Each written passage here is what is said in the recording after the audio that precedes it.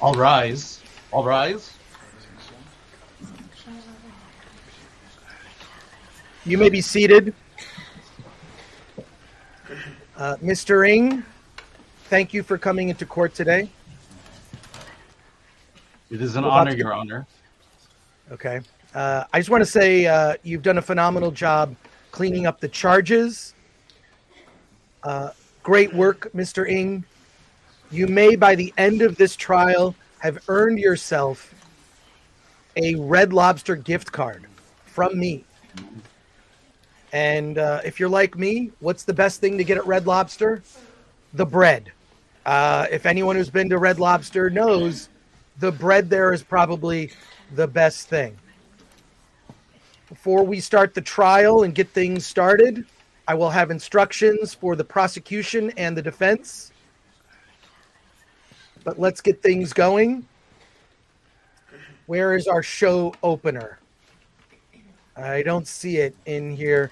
What is the label there, Mr. Brown? Mr. Brown in the background. Our producer, Mr. Brown.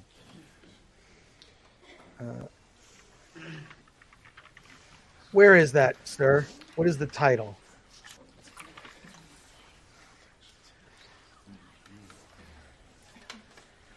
Okay. I don't see it here.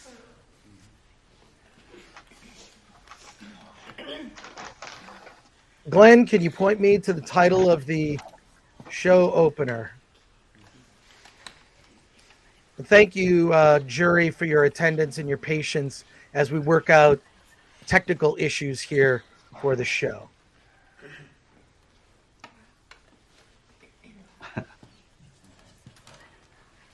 I believe Mr. Brown is trying to communicate with you. Oh, okay. Yeah, look on the screen. Oh, I can't. Yeah, I can't read that. I can't read it. Oh. It says uploading. Okay. Oh, okay. Let's get that uploaded. We'll get things started in just a moment. I do want to mention that last night I was watching a television show. Excuse me, not a television show. Excuse me. I hardly watch television anymore.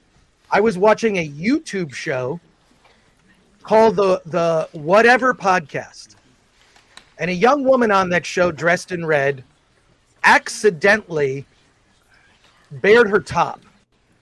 And I just want to make it very clear to everyone watching this show and everyone here in court, you will absolutely keep your shirts on during the show. There was a top had fallen off of this woman. And in particular, I want to make note of it for you, Mr. Ng, because I have seen videos of you where your top is revealed. That is not acceptable in my courtroom. I may need 10 minutes to secure my shirt. I think your shirt looks fine. What I'm saying is, could you please keep your top on in my courtroom? This is not the Whatever Podcast. We will be professional here. There will be no doing of altered substances, at least until after the show, after court is over. And you will keep your shirt on in a formal setting. Mr. Brown, is it uploaded? It's almost. Okay. He's currently watching the wheel spin. Yeah, let's make sure that we're well prepped before the show so that we are without delay. And now, court is in session.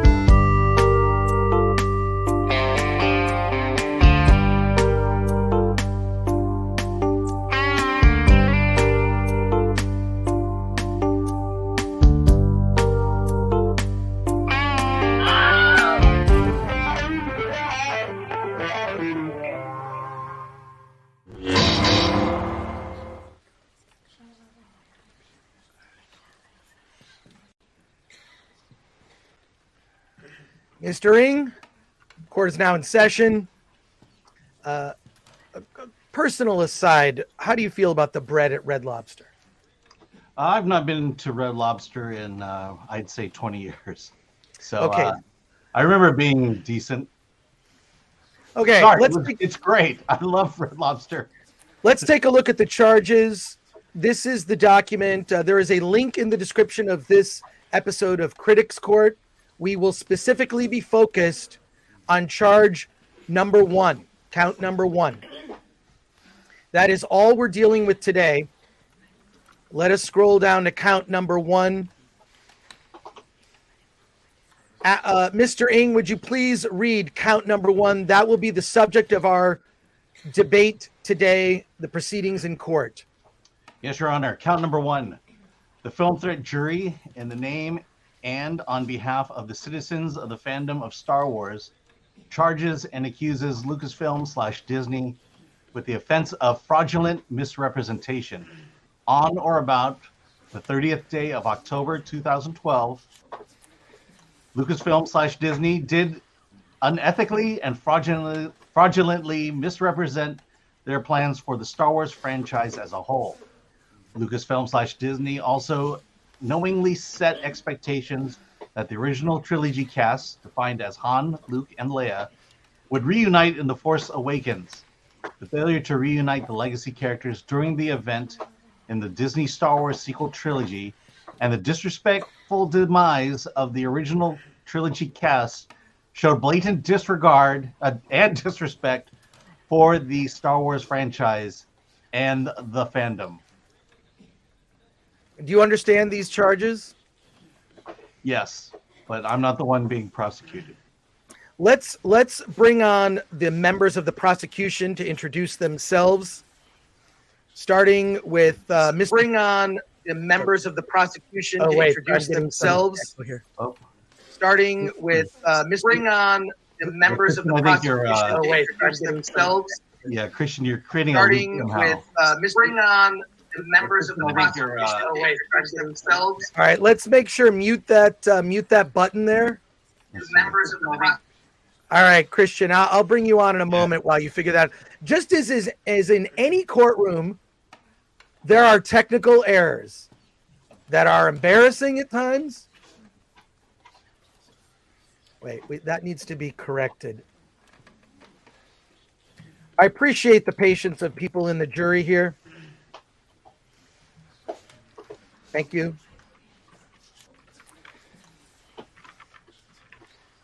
Let's bring on first member of the prosecution here. Her name is that Star Wars girl, member of the prosecution. Ms. Girl, please introduce yourself, please. Hello, everyone. My name is Anna, but I'm known online as that Star Wars girl. You can refer to me as Anna in this trial. Okay, Ms. Anna. Mr. Toto, have you worked out your audio issues? Sounds like it. Mr. Toto? I believe so, if you can hear me now. I am Christian Toto. I am the editor of HollywoodandToto.com. Great. Let's bring on other members here of the defense. Starting with, how would you like to be referred to as? Dave? Father Dave is fine. Father Dave. Yes. Welcome to court, Father Dave. My name is Father Dave. I'm an Orthodox priest, and I run an RPG blog called Blood of Procopius. Mr. Korn, welcome to the courtroom. Please introduce yourself. Thank you, Your Honor. My name is Thomas Korn, and I host a radio show on K1 Out North Radio Theater, and I am working for the defense. All right, you're a little low in the audio. You might want to check that you've selected the correct mic. It is. Can you hear me now? Just a little bit. It's still a little low. Dr. Gordo, welcome. Thank you, Justice. My name is Dr. Gordo. You can call me Dr. Gordo, and eventually the doctor will kind of fade away as you get comfortable saying Gordo, and I'm here to represent the defense for Disney and nothing more. Okay. All right, Doctor. There is some debate now about the correct spelling of the word defense. Would the chat please decide, is it defense with an S or a C? We will answer that question. Finally, we have Mr. Willie. I'm not going to say Monkey King. That sounds ridiculous in my courtroom. I'll fix it. I'll fix it in a sec. Okay. Mr. Willie, please introduce yourself. Hi, my name is Willie. Not the Monkey King. I'm a animator, and that's about it. But I'm here for the defense. Okay. And we also have Mr. Blackwood. Mr. Blackwood here will be providing, he is our courtroom sketch artist. He will be providing sketches illustrating the proceedings in this courtroom. And Mr. Blackwood has an Instagram he would like you to follow. So courtroom sketches by Mr. Todd Blackwood can be found at Blackwood_PDX. Follow him on Instagram for more drawings from today's courtroom proceedings. Here's how things are going to work as we get started here. The prosecution will present their case first. It will last approximately 30 to 40 minutes. The prosecution will present evidence in the form of exhibits through shared Google Docs. Mr. Ng, as special counsel, you will be sharing those documents. So say if Ms. Girl asks for Exhibit A, you will display Exhibit A. Understood? Understood, Your Honor. Same for the defense. The defense will have 30 to 40 minutes to present their case.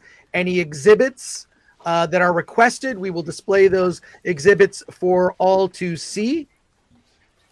And you have 30 to 40 minutes to make your case.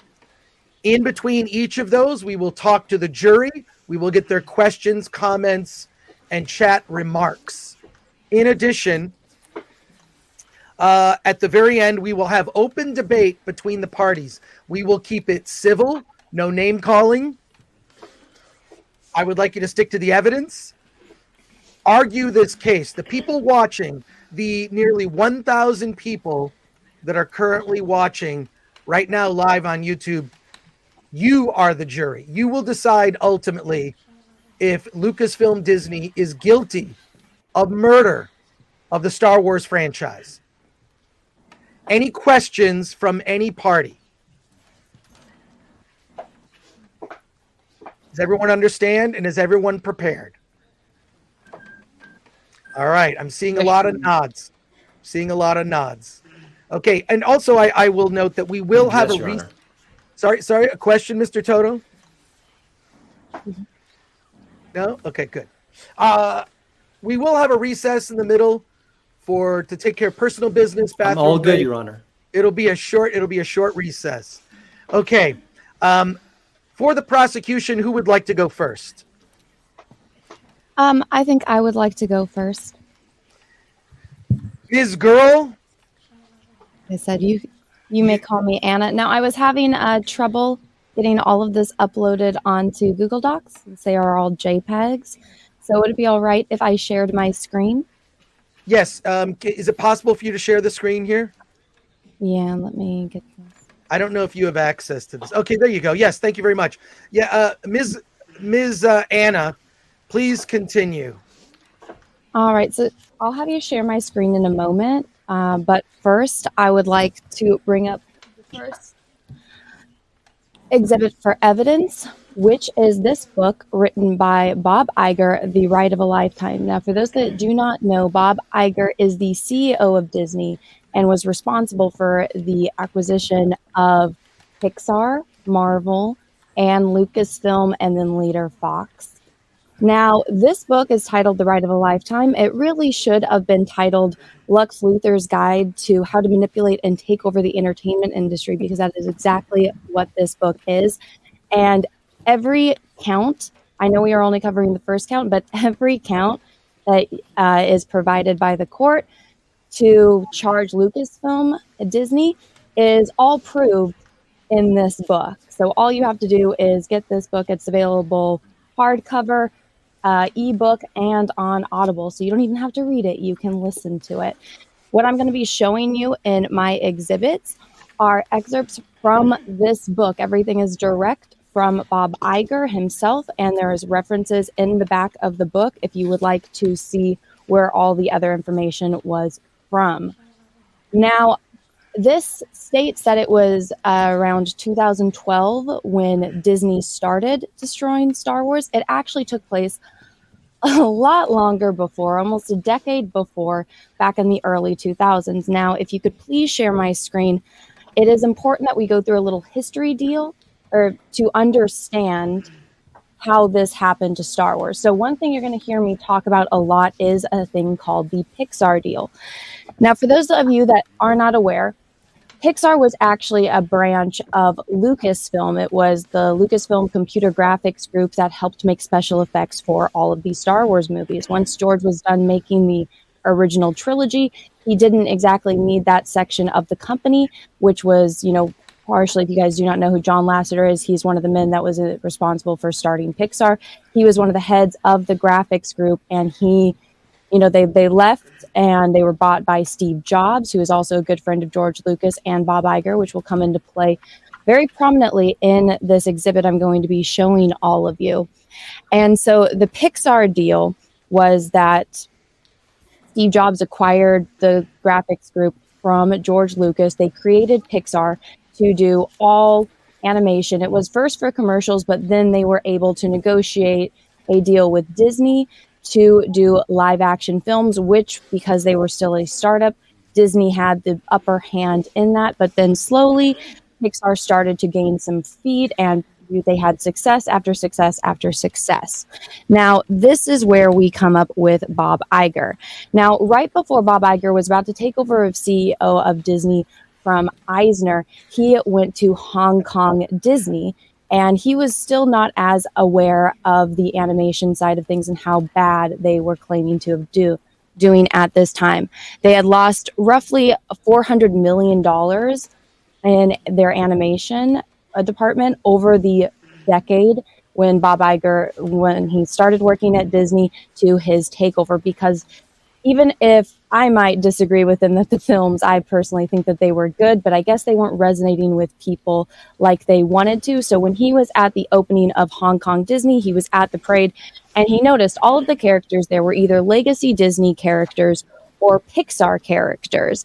And like it says right here highlighted, if you guys can see it on the screen, let me know. And if you guys can't, I can zoom into certain slides just to give you guys a little bit more visibility.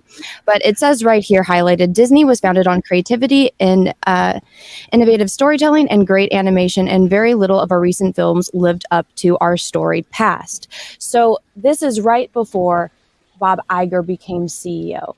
And shortly after, he became CEO and he takes over for Eisner.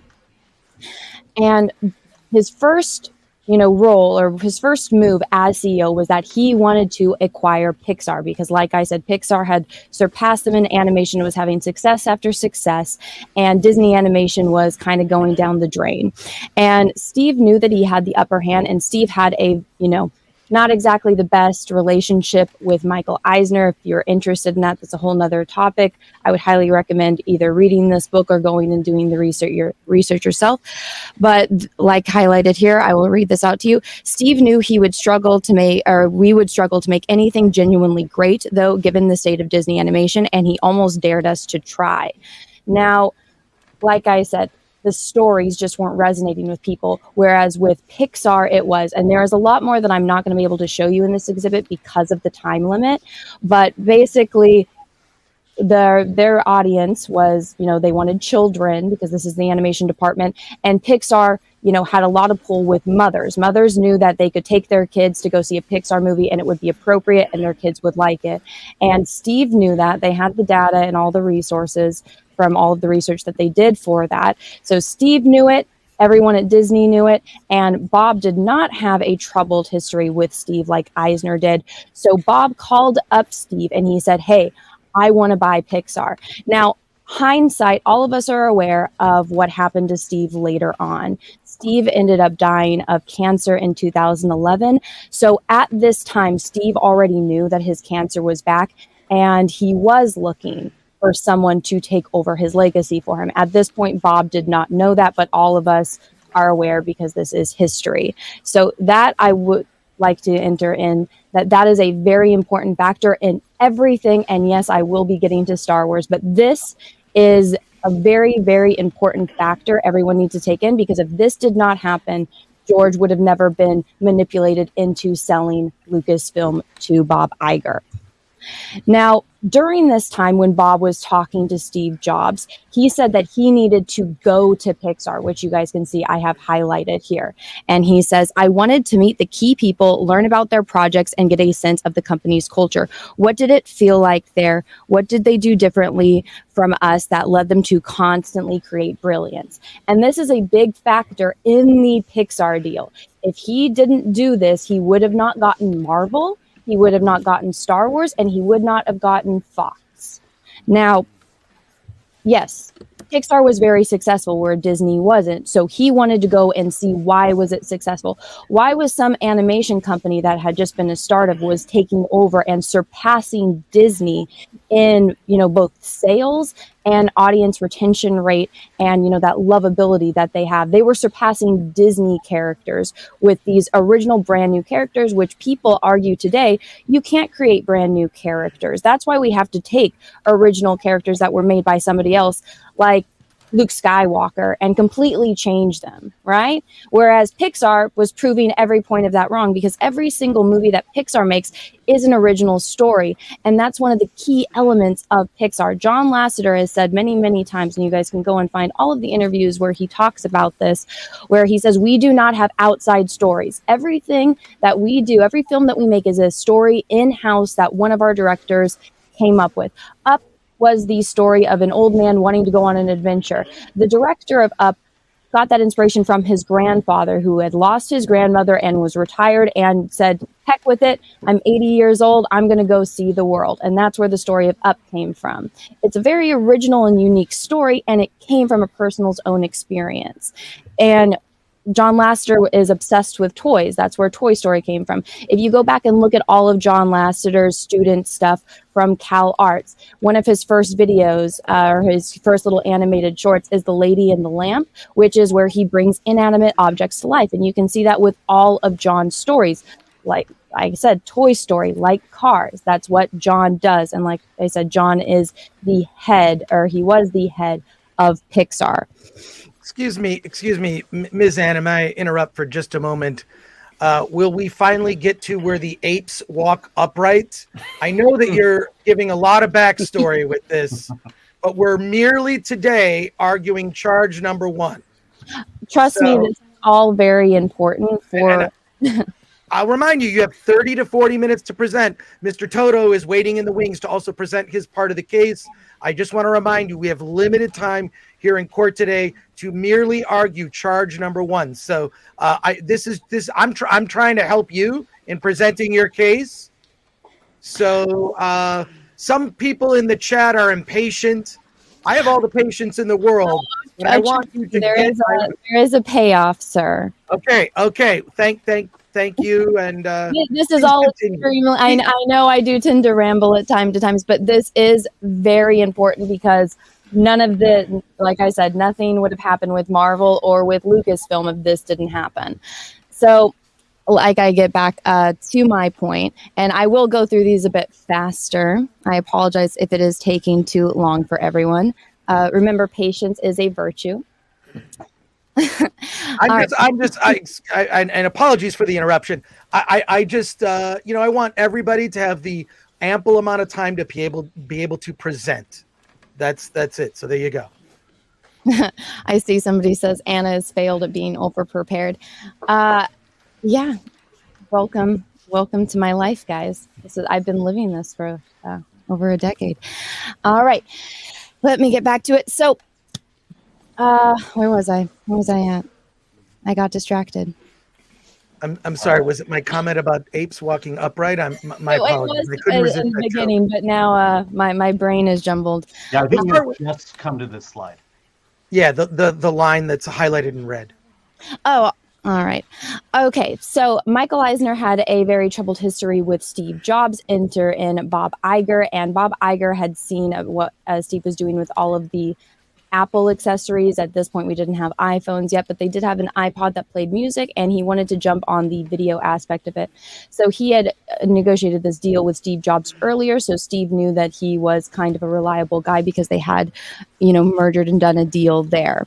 Now, when Bob was talking to people like John Lasseter and Ed, he really wanted to emphasize the aspects of, what was making them valuable as a company and why he wanted to purchase them. Again, they were a unique company that was formed on individual storytelling and all of that. So it says, I will read to you here, and I will only read the small part at the end. I took pains to assure John that the only way it made sense for Disney to buy Pixar was if we protected whatever it was that made their culture so unique. Bringing Pixar into our company would be a mammoth transfusion of leadership and talent, and we'd need to do it right. Pixar needs to be Pixar, I said. If we don't protect the culture you've created, we'll be destroying the thing that makes you most valuable.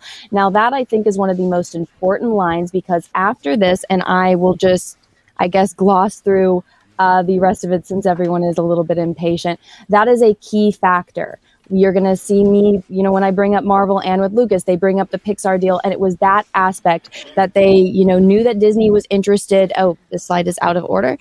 They knew Disney was interested in acquiring them, but they wanted the Pixar deal, which was Disney buys them for what they are and the success that they are. They leave the culture alone and they continue to let them grow. And that is what they wanted. And that is what George wanted. Ignore that slide because that's out of order.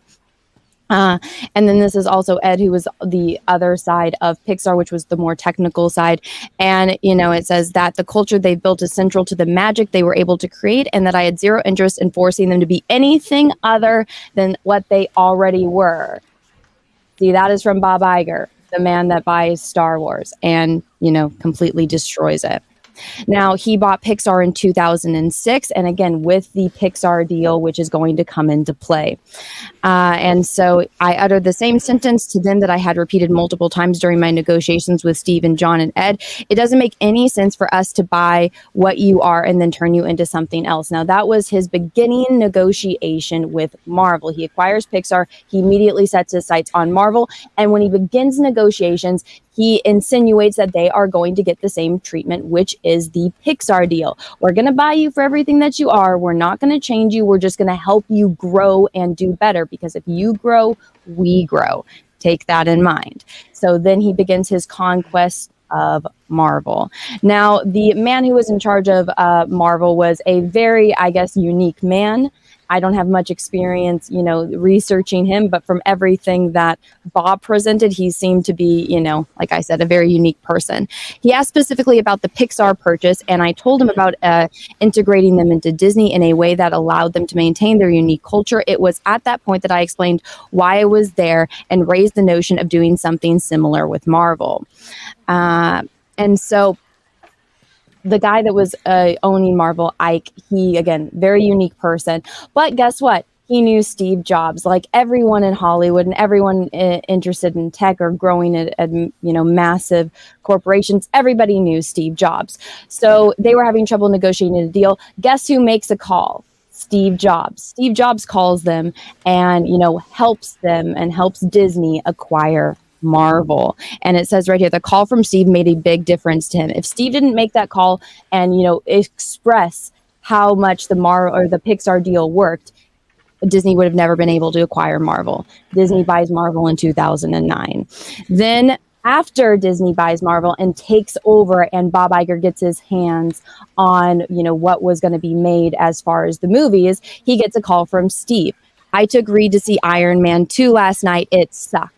Bob Iger's response, well, thank you. It's done about $75 million in business. It's going to do a huge number this weekend. I don't take your criticism lightly, Steve, but it's a success and you're not the audience. Where have we heard that before?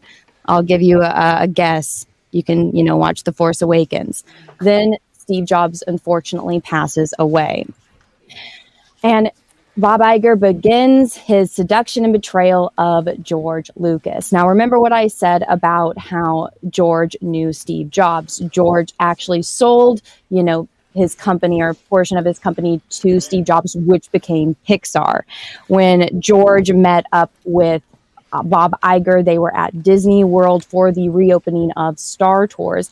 And in that meeting, Bob Iger presented it as, I don't want to be philistic, George, and please stop me if you would rather not have this conversation, but I think it's worth putting on the table what happens down the road. You don't have any heirs, not taking in mind that George Lucas had 3 children at this point and another one on the way. So no heirs. This is very different than how he acquired Pixar and Marvel. He, knew that he didn't have Steve Jobs in his back pocket to make phone calls for him. So instead, he starts to scare George, but he also does have that ace in his pocket, which was the Pixar deal, which George knew about. Now, at this point, George had been done making his, prequels, and he was working on, animated shows and other movies that were in the works. So take that in mind. They may control it, but they're not going to run it. Shouldn't you determine who protects or carries out your legacy? And then he brought up what we done with Pixar. See where the points come in? Which at some point Steve must have spoken to him about. You did that right, he said. You took care of them. If I get around to it, you're the only call I'm going to make. So the only reason George was considering this was he was, 68 years old. His, children were being his children. And he knew that what Bob was doing when he acquired companies was he would buy them and he would preserve their culture, and he left the people in charge that were already in charge of making creative decisions, and he just was helping, financially and distribution wise, these companies grow and expand. You're going to see how it is the exact opposite with how he handles George Lucas in Star Wars. So then later on, George makes a call to him and he says, I want the Pixar deal. Now, Bob, in this chapter of the book, like I said, if you actually read this book, you will get a lot more information, but you will see the absolute stark difference in how he handles Marvel and Pixar. In that, it was all about creativity and it was money later. In this chapter, it is so maliciously handled, the way that he angles it, where he makes it all about the money and not about the creativity. But when he does mention financials, you can see here, it's not highlighted, but it says $7.4 billion, which is what he acquired Pixar for. That is not what George was focused on. George, every single time he gets upset, and I will continue to show you this, every time George gets upset, it's about creative differences, which didn't have any problems with Marvel or with Pixar. And so when George said he wanted the Pixar deal, he wanted exactly that. He wanted the Pixar deal. He wanted what John Lasseter had, which was Disney buys their company and allows their culture to continue the way it is and to just help it grow, not to completely change it and destroy everything that they had. We'd begun to form a long-term creative vision because we had no creative people assigned to the task. We had nothing really, which meant there was a lot of creative risk and hitting the schedule we'd set for ourselves, and which our financial analysis was based on, would be daunting, maybe impossible. Now, this was Bob Iger's words when he talks about acquiring LucasFilm, and he is very deceitful in his description of what was going on at LucasFilm. He claims that they had no movies in production, but then also goes to say that, because it was not a publicly traded company, George Lucas owned, Lucasfilm outright. There was no stockholders or anything like that. So they actually had no information. Everything was a guess. And he gets permission from George later to actually go in with a team, unlike where Pixar and with Marvel, where he went there himself. He sent a team in to do all the research, which again, very malicious, very deceitful in the way he presents information. The exact opposite of what happened with Pixar and with Marvel. And so they continue on, and he, completely leaves out the fact that Lucas did have movies in production, that Lucas did have things in production, like the Clone Wars. Heck, Disney, once they did buy it and they released Clone Wars Season 7, and they made a bunch of changes to it. So to even claim that Lucasfilm didn't have things in production is just a flat out lie. And he, publishes that in his book, even after the fact, with all of the information that he had. So take that in mind. In Pixar's case, the entire acquisition was predicated on John and Ed's continued involvement, not just with Pixar. which is what George wanted. But with Disney Animation, John became chief of officer, but he was still reported to me. With Marvel, I met with Kevin Feige and the rest of their team, and I knew that they had in the works, and we'd begun collaborating closely to determine the future of Marvel films. With Lucas, there was only one person with creative control, George. He wanted to retain that control without being an employee. Now, this is a little bit of a stickler, which is where I think the problems, spiraled, which was the ego, because after this statement, you can see that Bob Iger's ego was taking a hit, and he was being even more severely malicious to George. Now, it was being made clear that George was not going to have that creative control that John Lasseter and Kevin Feige were allowed when their companies were acquired by Marvel. So he scrambled, and he was able to present them with this. At some point in the process, George told me that he had completed outlines for the 3 new movies. He agreed to send us 3 copies of the outlines. Remember a few slides ago when Bob was saying how they were stressed because they didn't have any creative stories in the works, and they were, stressed about a movie schedule? Well, here George presents them. Oh, you guys want a movie schedule? Here you go. Here is 3 outlines for my sequel. You guys buy companies based on the culture and what made them successful. This, and Bob Iger states, this was a company that George made himself. This was his baby. The culture and the company and the stories wouldn't have existed if it wasn't for George. Here George presents them with his sequel treatments. And what do? They buy them, but they throw them away and they don't use them. Excuse me, Ms. Anna, you're halfway through. You've gone for 20 minutes. We've got a maximum of 40 minutes or so. And I'm almost done. Okay. I'm trying to help you. I had this all timed, Chris. You gave me a time limit before. Okay. Just a quick heads up. Am I boring you? What's that? No, not at all. It's very, I'm just trying to help you out and keep a clock in your head. I have this all timed out. This isn't my first rodeo. Okay. All right. Where was I? Let's see. All right. After they acquired LucasFilm and they kind of phased George out, he was not in creative control anymore. Kathy invited J.J. Abrams, Bob Iger, and a few other people to the Skywalker Ranch to show George their version of these sequels, which was The Force Awakens, and kind of pitched that to him. And it says here, George was immediately upset and began to describe the plot. It dawned on him that we weren't using one of the stories he submitted during negotiations. The truth was, Kathy, JJ, Alan, and I had discussed the direction in which the saga should go, and we all agree it wasn't what George had outlined. George knew we weren't contractually bound to anything, but he thought that our buying the story treatments was a tactic promise that we'd follow them, and he was disappointed the story was being disregarded. Well, guys, that right there is it. I mean, Star Wars is George Lucas. George Lucas created Star Wars. He is the godfather. He is the creator. What he says is Star Wars. And for them to completely just buy that and then throw it out and say, no, George, you're wrong. Even though this is what you created, this universe, this world, these characters wouldn't exist without you. Well, guess what? We're throwing that away and it doesn't matter anymore. That, I think, is it. That's it. That just proves that Disney has, no respect for the fans, no respect for the stories, no respect for the creator, and no respect for Star Wars or anything Lucasfilm did. Hello, hi, you took down my slide. I wasn't done, but oh, okay. My apologies. I was just saying that's the point. That's the case right there. It's proven. But I will continue if you share my screen again. Sure. Yeah. Again, a few more slides. Okay. She's still going. Snooze. I'm sorry. Am I sorry boring? About that? This is a trial. I am providing evidence. Let's see.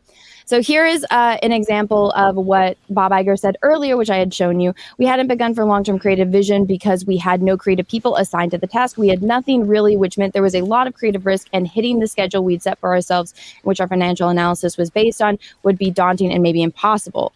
And then here we have, which is what I showed you in the last slide, where George literally gave them those stories that they claimed to have need. But, They didn't care, even though that's literally what they need. So he contradicts himself in the chapter. George, he didn't hide his disappointment. There's nothing new, he said. In each one of the films of the original trilogy, it was important to him to present new worlds, new stories, new characters, and new technologies. In this one, he said there weren't enough visuals or technical leaps forward. He wasn't wrong.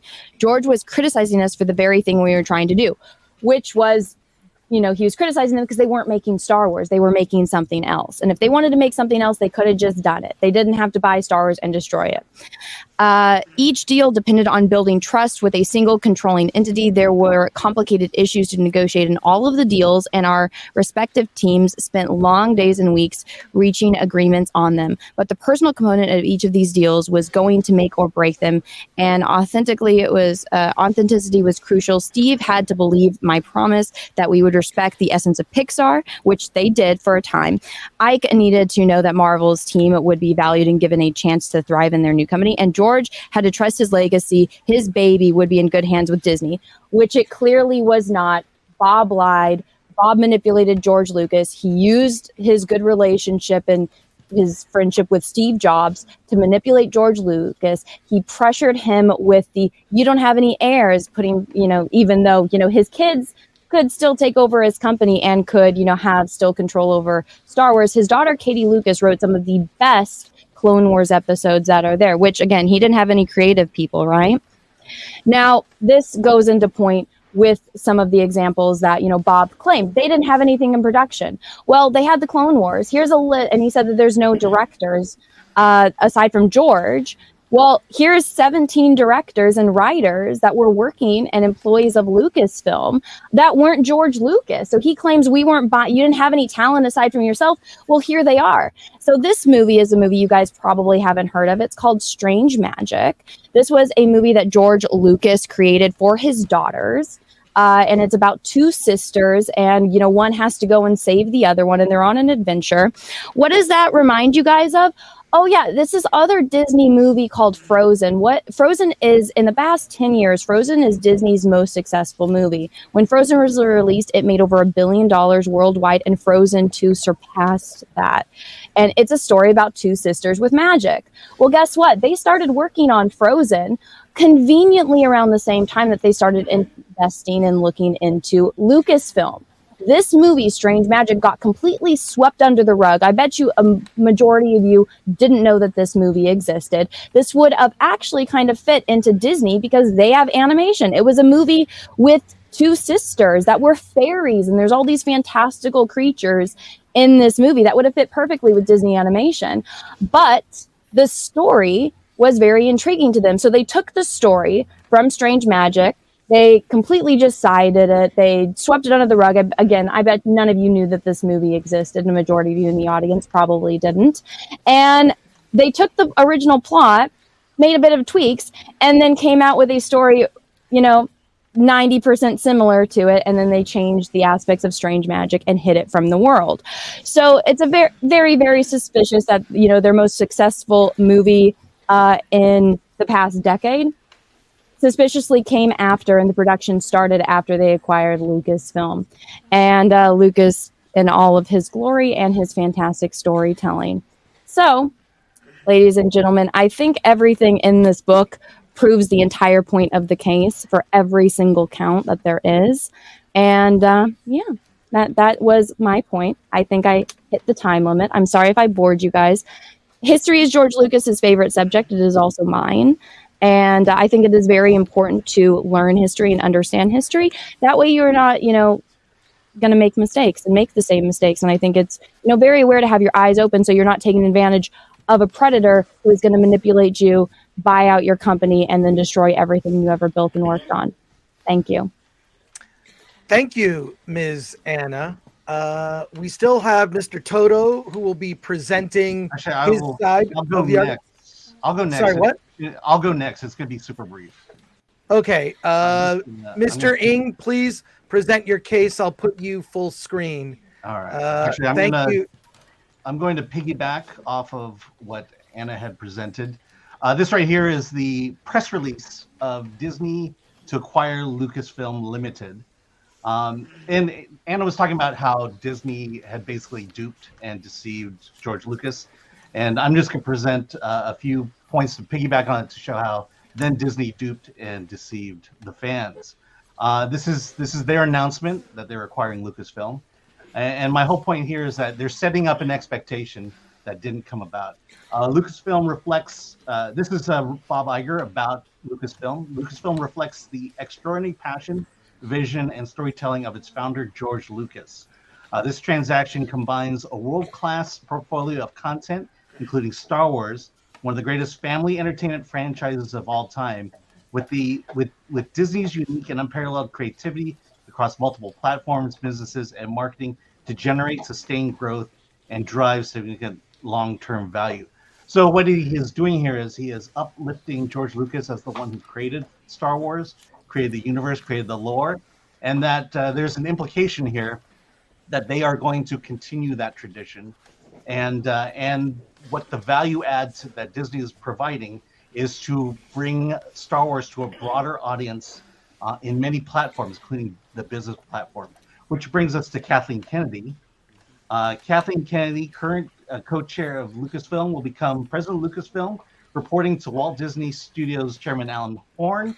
Additionally, she will serve as the brand manager of Star Wars, working directly with Disney's global line of business to further integrate and maximize the value of this global franchise. Kathleen Kennedy was brought on not to be the creative director of Star Wars, but to be the brand manager of Star Wars. And somehow she had snuck her way into creative, making all the creative decisions. Yes, she was the executive producer of the 3 Star Wars sequels, but we know what a real executive producer does. They raise the money, and that's what she's doing here. And so there was an expectation here that Disney was going to continue on the lore and the stories of George Lucas from the very beginning. And then lastly, just a little minor point here, and then we can go to Christian. But just as Pinewood Studios was about to begin production of The Force Awakens, we get this little picture here of everyone happy, one happy family, and basically saying that they've cast the entire film. And look, there's Mr. Ford, and over here there's Miss Fisher, and over here there's Mr. Hamill. So the question would be, from this picture, there is that expectation that all 3 legacy characters, Han, Luke, and Leia, were going to be in The Force Awakens. And the question is, what was Mark Hamill doing there, considering he did not have a single line in the script that was presented to them? And so therefore, I want to also reiterate here that there was an expectation that fans were given and that Disney did not come through with. So that is my presentation. Thank you, Mr. Ng. I appreciate that. Mr. Toto, your presentation, sir, do you have documents to present, or will you be talking to the court? I do. I've got documents. I believe you have them in your possession, but yes. I will start by saying what my colleagues have done. They've presented the exhaustive and essential backstory, why things happened the way they did. What I'm going to be doing is showing the results of those actions, the results of that mismanagement. And I think you can start with George Lucas and toys, because George Lucas had the foresight to say, I'm not going to sell away the rights to my toys back in the earliest days of Star Wars. And that proved to be prescient and very financially rewarding. And what we've seen in recent years is the lust for those toys, which was so present in the 1970s and 1980s, dissipated quite dramatically, which I've shown through multiple exhibits, Exhibit A and Exhibit B. And if it weren't for the Mandalorian franchise, which has really been the only part of the Star Wars saga in recent years, which has really kept the spirit, the tone, the sentiment of the great Star Wars franchise, they'd be in serious trouble. And I think that the toy sales, while seemingly minor and certainly not related to the products, do speak volumes about what's going on and how this brand has been misrepresented and misconstrued over the years. And that is organically shown with the lack of toy sales. But that's just part of the story. You know, I think when you think about what the films have done, what the stories have done, there's been this massive disconnect. And I will hearken back to the great Film Threat founder, Chris Gore, who has famously said, Remember all the arguments about the Lord of the Rings films? And we'd say no. And he'd say, well, yeah, because they did them so well. They were so in line with the spirit of Tolkien's books that they were part of a magical tapestry, and that we've seen nothing of the sort when it comes to the Star Wars franchise in recent years. And that's what my colleagues have shown is the end result of all that mismanagement. The fan revolts have been profound. They've been insulting at times. They've been corrosive. And I think what you've seen that through the years, this fan revolt has really hit at loggerheads with the people behind the scenes at Disney, the creators. And instead of saying, my gosh, we see you, we respect you, we hear you, we honor you, it's been full steam ahead. And a lot of the issues that they've claimed to address and fix and resolve have not been resolved. And I think that's been a terrible part of what we've seen throughout this entire Disney-ification of the Star Wars franchise. I think The Last Jedi was the last straw for many fans. That film changed the saga. It took characters who were beloved and shook them so dramatically we barely recognized them. We've already discussed how The Force Awakens basically said, yes, we've got these three core characters who have been beloved for decades. We're not going to bring them together. I think what The Last Jedi did was made that even more profound. Of course, you've had Han Solo, who was killed off. Now you've got Luke Skywalker, who doesn't even resemble his old self. And I think that is a really representative of how this story got pushed aside, how there were different objectives here, how the core saga that George Lucas had nurtured for decades and was so beloved was cast aside. The fact that they were able to disconnect with George and not have him embraced in the creative process, I think is shown throughout the films. And while he was not a perfect creator, as seen by his prequel series, which got also a lot of critical brickbats, I think you've seen a drifting away step by step, story by story of why Star Wars mattered in the first place. What was interesting is that the media actually tried to rush the Disney side and say, no, the fans are wrong. Disney is right. How dare you? But of course, the fans are always right.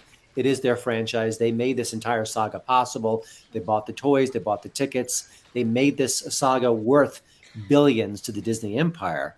And so I think when you disconnect from the fans and you disregard what they have to say, I think it speaks volumes to the overall mission, which has been disastrous at times. And I think a lot of that falls on the feet of Kathleen Kennedy, who throughout this Disney endeavor has not been chastised, at least publicly, is still fully in charge of the saga, seems to gain more power as the years go on. And I think that is just another kind of cudgel being weaponized against the fans. They want her gone. They don't see her as a powerful force. They see her as the anti-George Lucas. And for all his flaws, I think if he were to step in tomorrow, there would be some hope for this franchise. Excuse me, yes. Mr. Toto. Two quick things. Sure. You only have a few minutes left. If you have any documents or exhibits you'd like to show, please put the Google document in the private chat, cut and paste, put it there. And Mr. Ng, your co-counselor, he will show whatever you think. The other thing is, please, there's no pandering that you should be doing to the judge. Well, when the facts are relevant, I considered that before this presentation, and I thought, well, it's too relevant not to use. So, well, I appreciate it. I appreciate it personally, but I must remain impartial. The jury here, some people in the jury brought it up that you were pandering to me. I just wanted to point it out. Sure. Again, I am not deciding this case. This case is being decided by the viewers who are the jury. But I don't want to take up more time. Sure. That is an excellent and brilliant comment, Your Honor. But as a seasoned prosecutor, I weighed the pros and cons of that, but I thought that the merits of those observations were so keen that I couldn't ignore them. But I think I can wrap this up with a little bit of factoids thrown your way. And I think the bottom line is often the bottom line. And if you look at the facts, it's the box office results from the Star Wars saga, the three sequels. The Force Awakens drew $494 million in its first weekend worldwide. The Last Jedi shrunk dramatically. That one drew $437 million in that same 3-day period a few years later. Rise of Skywalker, $373 million. Now, again, you could also correspond the U.S. box office receipts, and you will see a dramatic shrinkage in a saga that was building to the epic conclusion. If they had represented Star Wars as it was told, as it was created, as George Lucas had envisioned it, those numbers would be going up and up and up, like we've seen with multiple franchises across the Hollywood galaxy. Instead, they shrank some more, and it's been years since the last Star Wars movie, and we still don't know for sure when we'll see the next Star Wars movie. And I think at the end of the day, that says it all. Thank you, Your Honor. Okay, the prosecution will rest. We're going to look at some chat comments and questions before we move on to the defense and then open debate. I was through a little bit of latitude because, you know, this is a new thing that has never been done. And I think that I'm just offering a little bit of latitude. So thank you for your presentation. Let's go now to some comments and questions here before we have a brief break and the defense will then take over. Here we are. Jamie G. Voltaic Blood for 20 says, yes, more open debates and conversation and less tribal bubbles. Truth/reason, along with kindness, respect, and patience will go a long way in uniting fandom. 69 Allen, thanks, FT. From last week, some missed super chats from Matthew Hammond for $4.99. Is it too late to paint yourself gold for the FNT stream tonight? Yes. Scott McKenzie from Threat Level 1 has been a member for 6 months. Is Jeff 3PO going to be subpoenaed for this case? It is very possible that Jeff 3PO will join. Brad B3ST has been a member for 2 months. Says prosecution looking fine. There you are. Special Ray for $9.99 says, Your Honor, I'd like to offer a gratuity in favor of the prosecution. Well, thank you very much. Russell Hall for $5. Good luck. Anna is a chronic master debater. I'm like Anchorman. I'm just reading what they're saying. You have to. Russell Hall is a special human, so take that in mind whenever you read his super chat. Okay. Don't believe a word he says. Particularly when Henry Cavill or Gates McFadden are on stream, she can't help herself. Mark of Reality for $5 says, has anyone for the defense read Bob Iger's book or had time to read the book knowing they should have? We shall find out. Hemorrhoids Hurts for $7.99. I speak for all Australians. We demand victim impact statements be allowed in this court. Our trauma runs deep, Judge Gore. Okay. Let the woman speak, Justice Gore. It's time actual Star Wars fans had a chance to give their side to these Disney shills who've got his mic for a decade. Mark of Reality for 2. Anna just showed men's Rhea for charge number 1. Bravo. Sindak for 2. You will address Chris as your honor or judge. That's fine. What about Frank? Frank is not allowed in court. J. Bama fan. CG Meat Machine. I have no idea some of these names. Just say J. Bama. J. Bama fan. 40-minute defense of Disney Star Wars. F that BS. All right. Wes says, patience, people. A real trial takes time and would go like this. I've been on an actual jury. Okay, continuing here. Matt Miglior for 5. Chris, this is your show. If somebody is disrespecting you, your rules, and the panel's time, you should remove them. I'm not going to remove them. I would like to just give people reminders. You know, this is a serious courtroom. It is also a fake YouTube courtroom show. That's all I want to just to let people know. But we take the topic very seriously. Angry Yeti TV says for 2 says, I'd like to know KK's role in all of this.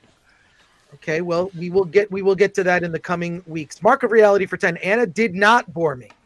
She seems to have done quite a bit of interesting research. All right, well, there you go. Anna did not bore you. So there you go. Scott McKenzie for 5 says, Anna, good points. You went on and on, though, versus getting to your points in quick summary and then submit the book for evidence. Remember the jury chat. That was the fast version of it. I seemed very down. There's a lot of information. Jens Anderson of the Tari Threat Level 1 has been a member for 8 months, says, I'd like to sue for emotional distress. Jorge Barracuda for 2. What was charge numero uno again? The link to all the charges are in the description of the episode. It is open and free for anyone to look at. Just a few more here. I'm going to go. It was a fraudulent misrepresentation. That was what it was, to answer the question. Chris, can I just say, we do have 1,400 people liking and over only 774 likes. If everybody watching is enjoying this, please smash the like button. And if we get to over 1,000 likes, everyone is allowed to call Chris Frank. Thank you. You can take me off. I'll allow it. I'll allow it. Nerdgenics for the audience to hit that like button. Yes, the jury needs to hit the like button so it gets recommended. Nerdgenics for $4.99. Iger's manipulation for creative control and the expectations was malevolent in nature and intent. That's the point. Anna nailed it. Hose A for $1.99. As a juror, can we enter the George Lucas scripts if you can find them? Patrick T for $4.99. Wasn't Iger bragging that he paid less for Lucasfilm than he did for Marvel Pixar? Yes, I had a slide of that, but I was on a time limit. Okay. Christian Toto from Andrew Mumpetit. That what she said. Caffeinated me for 2. Just send in a super chat. Thank you for that. Veckel for $1.99. Chris, please do more of these with other movies. We may do other franchises. We'll just see what the reaction is. And thank you. Special Ray for $9.99, Your Honor.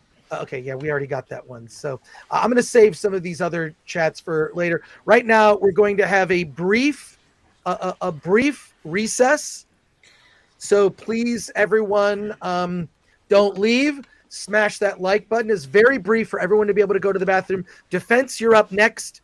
You will decide the order. I'm going to keep you to that time limit of 40 minutes. If it slides, we have some, I was thinking kind of like a football judge or a football, referee where they kind of add time. So I did add time for pauses or when I interrupted, if that has to happen. So I tried to keep it to that 40 minutes. We'll do the same on the second half and then open debate. Our sketch artist is vigorously drawing away. Let's see what Mr. Blackwood has here. If you could show us on screen. Look at that. That is Mr. Looks like that's Mr. Toto. That is an excellent sketch. I quite enjoy that. That's great. All right, I'm going to take everyone offline. Quick, brief bathroom break for everybody. We'll be back in approximately 3 minutes. 3 minutes. Okay, everyone. Thank you for your patience. Thank you. Everyone, just a moment here. Just a quick moment. It was a quiet Wednesday, that May 25. Quiet, that is. Until Star Wars exploded onto the silver screen and changed the course of movie making forever. We all know that story. But fast forward 35 years, when a real empire consumed it, changed it, broke it, woke it. The magic is gone. The myth is gone. 911 operator, what's your emergency? Oh my god, they killed Star Wars! The new overlords ignored most everything that made it great. They insulted the fans, betrayed the fans, ignored the fans, ignored the canon. And they even ignored serious, coherent story making. And just how the fuck did we come to this? Dateline Film Threat investigates and holds critics' court on the dark side of the Star Wars saga and the demise of a once beloved franchise. Who killed Star Wars? Star Wars. It's great in the arcade. Whoa! TIE fighters! Fireballs! Coming right at me! Watch the laser towers! Aim for the tops! Pick on the cannons! Use the force! They're coming too fast! It's way! It's way! My shields are gone! Alright! I'm going in!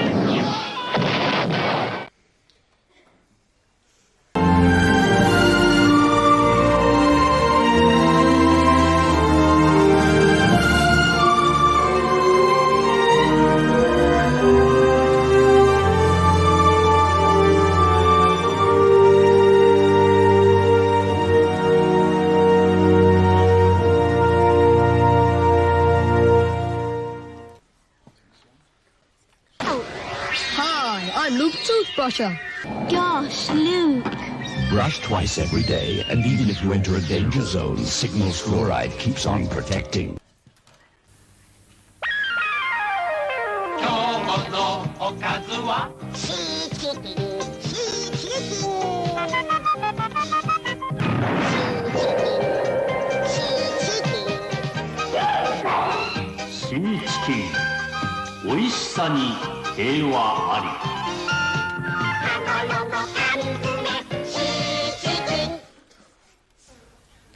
Hello, R2-D2. And who are you?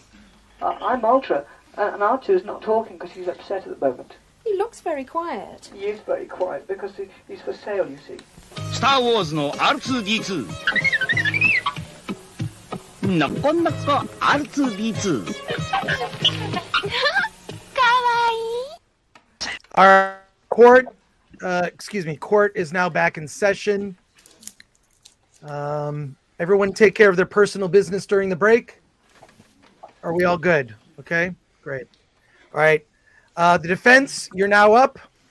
Please let me know who will be presenting first. I will put them full screen. If there are documents that need to be displayed, if you need assistance with that, please let us know. Who is up first for the defense? That is, I believe, Tom, or if Tom. Tom, is it Tom or Dave? Mr. Korn? Oh, you're on mute. You're muted, Mr. Korn. I thought it was Gordo. All right. Are you ready, Gordo, or do you want me to do it? No, I'll go first. Well, I would like to go first, actually. And please be aware, there are 4 of you. Be aware that the maximum time we're trying to stick to is 40 minutes. My preference is shorter, more powerful arguments. If you're not speaking, perhaps keep yourself muted and just keep that clock in your head. Mr. Willie, for the defense, spelled with an S, you're up first. I'll put you full screen here to begin your presentation. Thank you for your time. Our argument in total is that there is no fraud. That Disney had intended the original cast to be supporting characters, and that also they've had that. So I like to exhibit Defense Exhibit A, which Alan has as an article from the Hollywood Reporter. They were talking about when the original writer, before J.J. Abrams and Lawrence Kasdan took over the script, that early drafts had the original characters meant to be supporting characters. One of the reason why the friction between the original writer and J.J. and Kasdan was because they wanted to increase the original characters more. However, they decided to go, as you can see in the final product, they decided to keep them as supporting characters.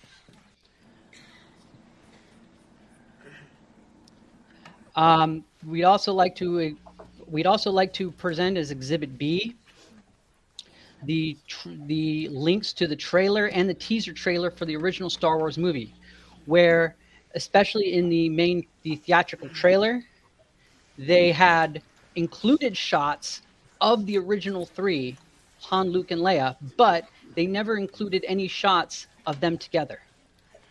That shows that they were in the film, that they were promised to be in the film, but they weren't. But Disney never made any promises to have them together in a scene.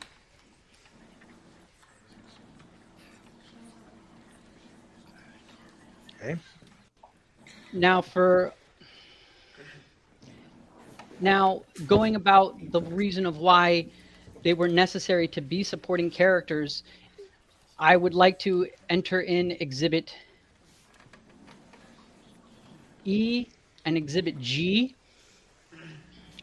to show with timestamps of how Han and Luke in particular fit in story-wise as mentor characters to tie in with Kylo Ren's story arc, and why their sacrifices as characters were relevant since they were supporting mentor characters.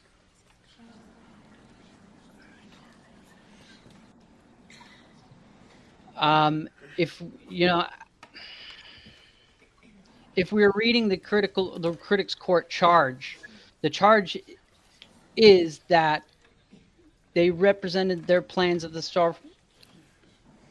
I'm sorry. Let me rephrase. So, our argument is that my argument is that there is no misrepresentation to the audience that their beloved characters Han, Luke, and Leia were going to be in the movie, but not necessarily together.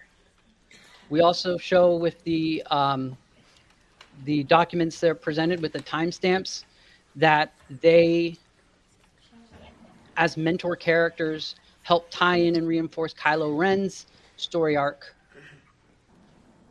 which is in the early draft of the charges, which was one of the charges, was the fact that they were killed off unceremoniously. In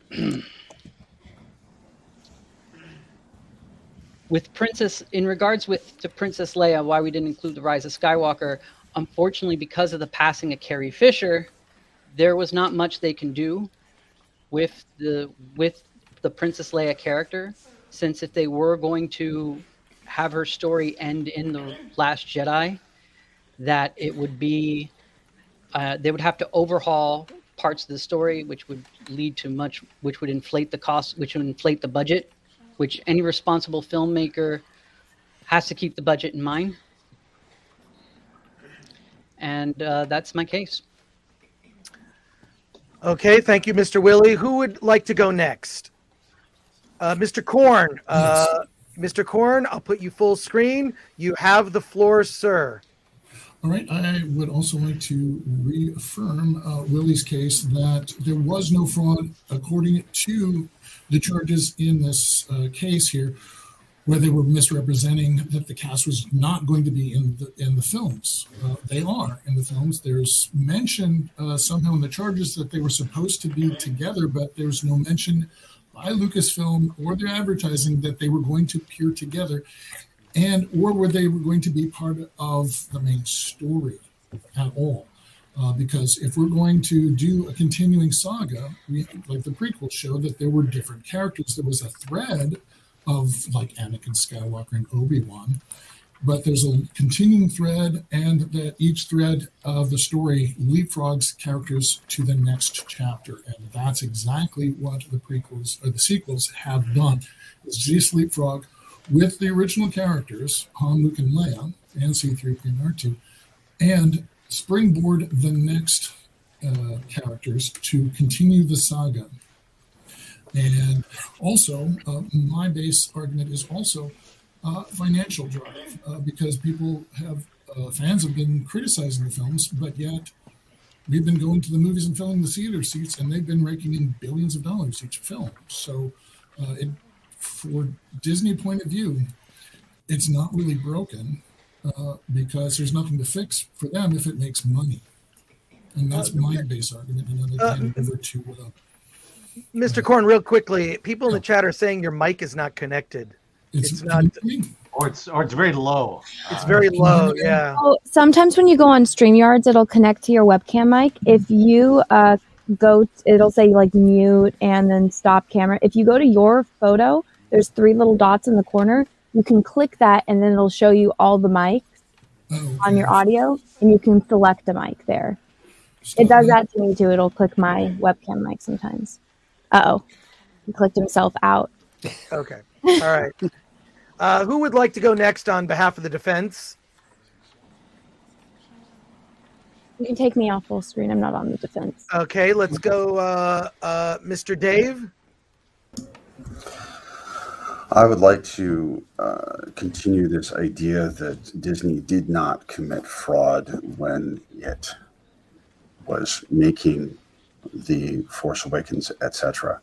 If we look at the total storyline of Star Wars as begun by George Lucas, you will have episode 1 telling a generational story.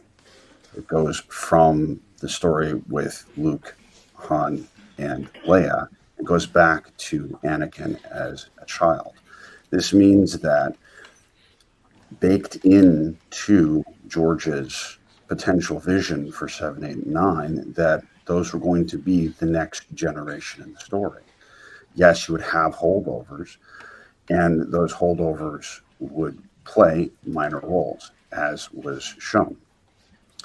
But I want to address something that Your Honor has addressed in the past, and that is the death of Han Solo specifically, because that has been characterized as one of the worst cinematic deaths in cinema history, and I have to disagree.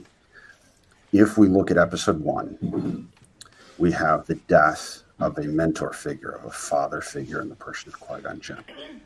In episode 4, the beginning of the next generational story, we have the death of Obi-Wan Kenobi. And Obi-Wan Kenobi was a major player, a central character in the first trilogy. So you have to have, if you're going to keep the same story beats, the same elements that George used in the original Star Wars. He says he used Joseph Campbell's Hero of a Thousand Faces as his blueprint. And in that blueprint is the mentor character who often disappears or dies. And we have this pattern, and it necessarily repeats itself. And so you have to have one of your characters from 4, 5, and 6 be that father figure that dies. And if you're going to continue that, Obi-Wan died by a lightsaber. Qui-Gon Jinn died by a lightsaber. Therefore, in episode 7, the one character that you have that can play that father figure and die is Han Solo. You can't have Leia because Leia is not a father figure. You can't have Luke because Luke represents the hope of a renewal or a transformation of the Jedi Order. The one character that you have that can play that role and step into that role, and is a role that Harrison Ford himself wanted to do for decades, that's Han Solo, and he died by being killed with a lightsaber. So the makers of episode 7 honored George's vision and repeated that particular story beat with the new series. And so therefore, to call that fraudulent, to call that the worst death in cinema history is not true, not fair, and certainly not something that the prosecution can point to as saying fraudulent. That's what I would like to make as a case in the defense of Disney. Thank you. Thank you, Father Dave. Mr. Gordo, or excuse me, Dr. Gordo, you're up next. If you have something to add to the defense before we go to open debate. As to the charges of count 1, fraudulent misrepresentation, do you have anything to add to your defense team? It seems like we have an audio issue here. So I am going to open things up. We have an audio issue here.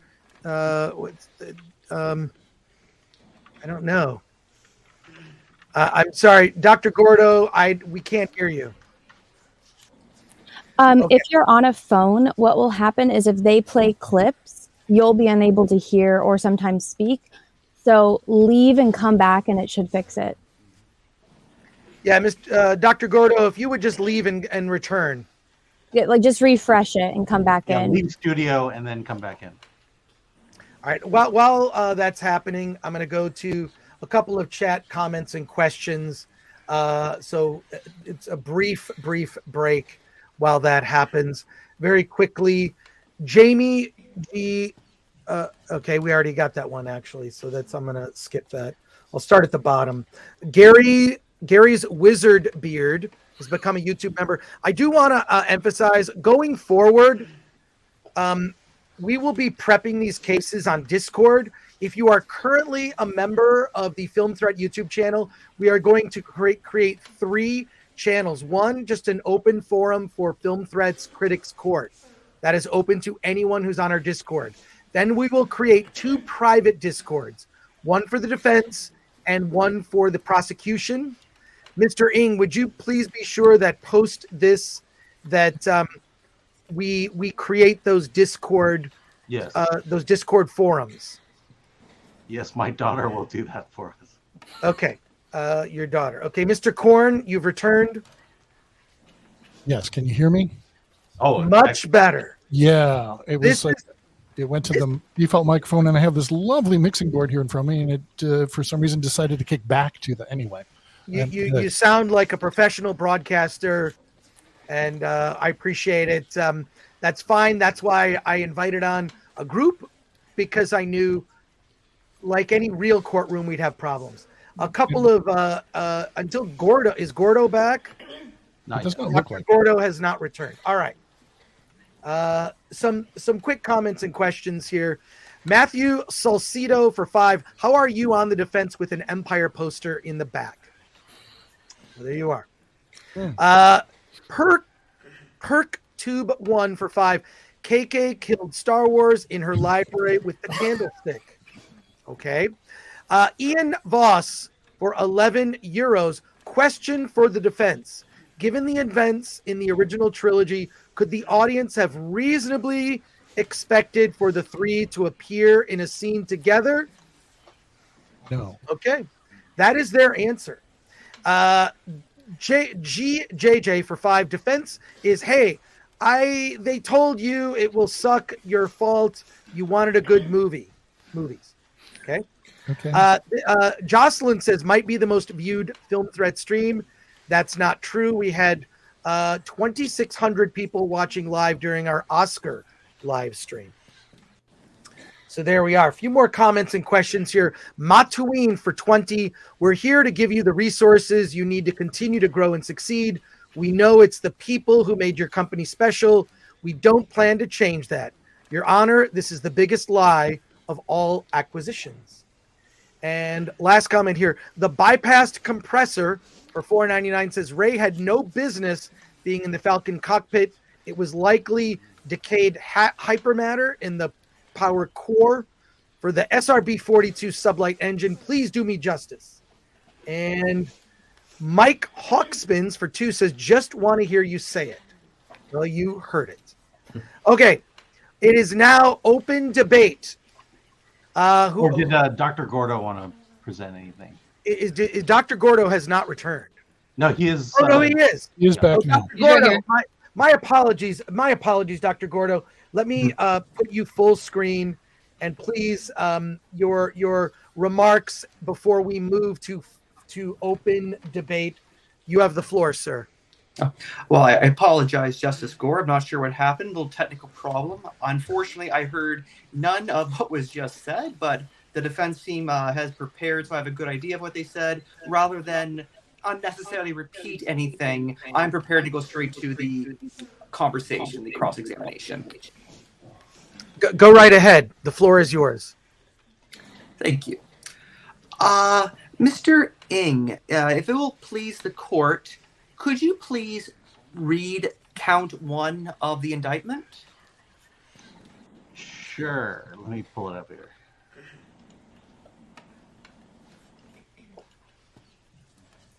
If actually, I think here we go. Count 1: the Film Threat jury, in the name and on behalf of the citizens of the fandom of Star Wars, charges and accuses LucasFilm Disney with offense of fraudulent misrepresentation. On or about the 30th day of October 2012, Lucasfilm Disney did unethically and fraudulently misrepresent their plans for Star Wars franchise as a whole. Lucasfilm Disney also knowingly set expectations that the original trilogy cast, defined as Han, Luke, and Leia, would reunite in The Force Awakens.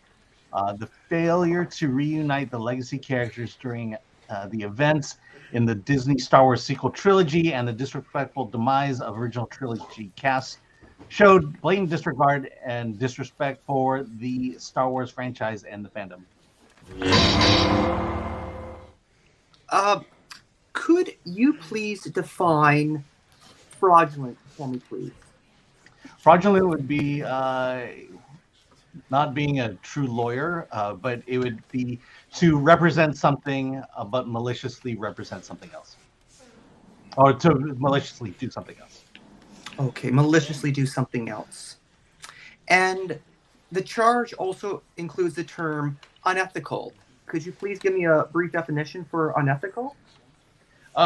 Knowingly not do what is right. Knowingly.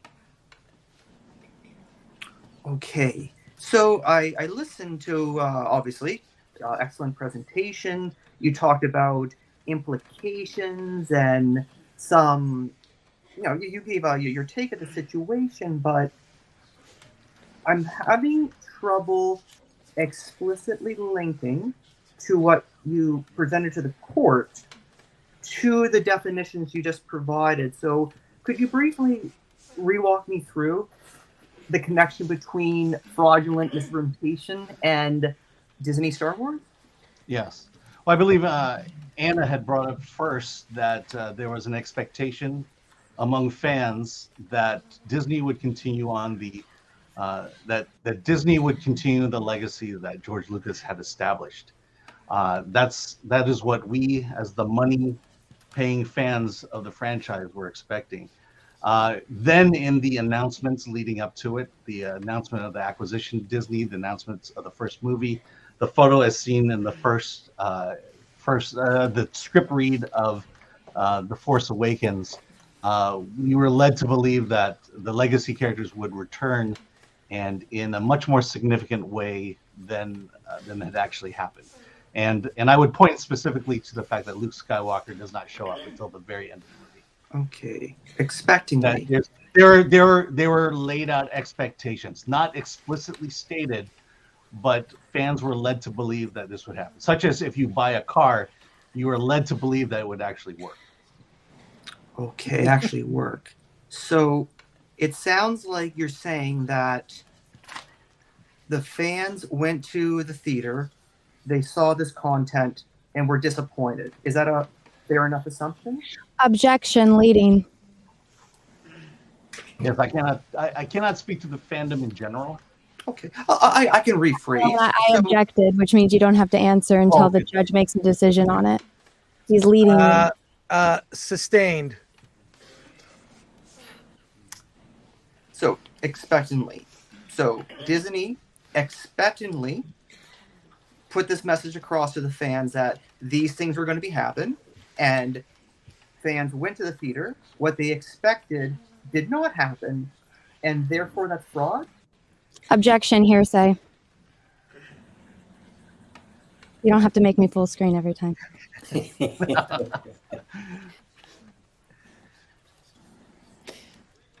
If I may jump in, Your Honor, it's not just a fan was disappointed by the quality of the film. That happens all the time. That is unavoidable and certainly not subject to litigation. But the fact that they were presented with evidence that such and such would happen in the film as far as actors appearing and then not being present in the film itself, that's a significant difference. Mm-hmm. Now, and I hear what you're saying about the car analogy. If I went test drove a car. Let me just Star Wars Celebration 2015. The big announcement was made. Carrie Fisher was there on stage with Mark Hamill on stage, and if not for a plane accident, Harrison Ford would have been there. And so the idea there that having the three of them, expecting the three of them to be together, which was planned and scheduled, we were expecting also that in the film as well.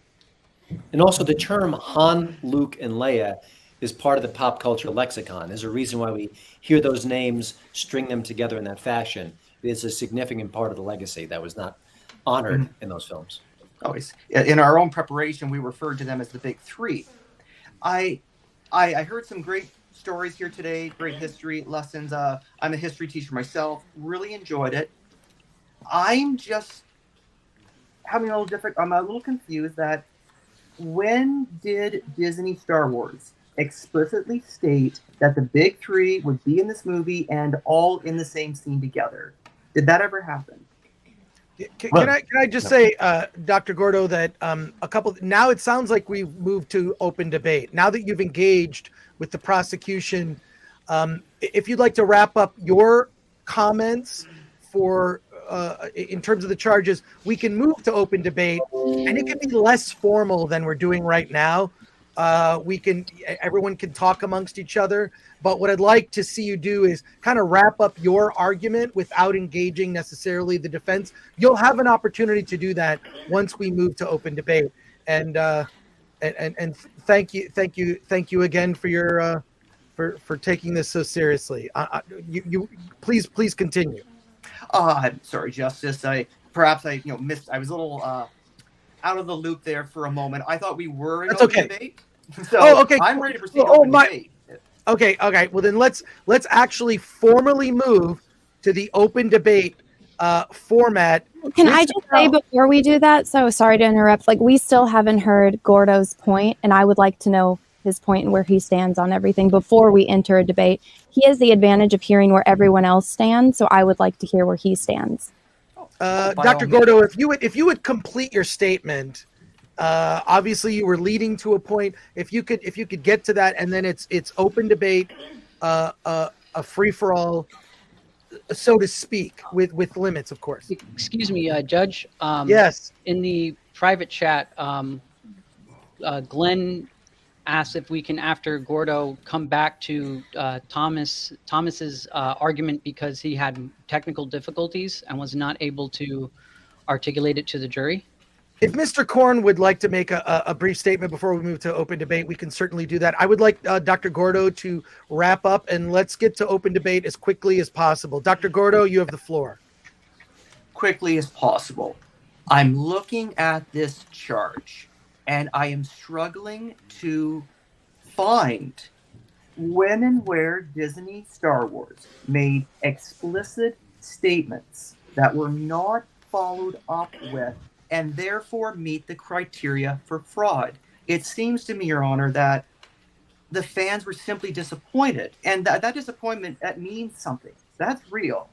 That's important. But just because you're disappointed doesn't mean someone committed fraud.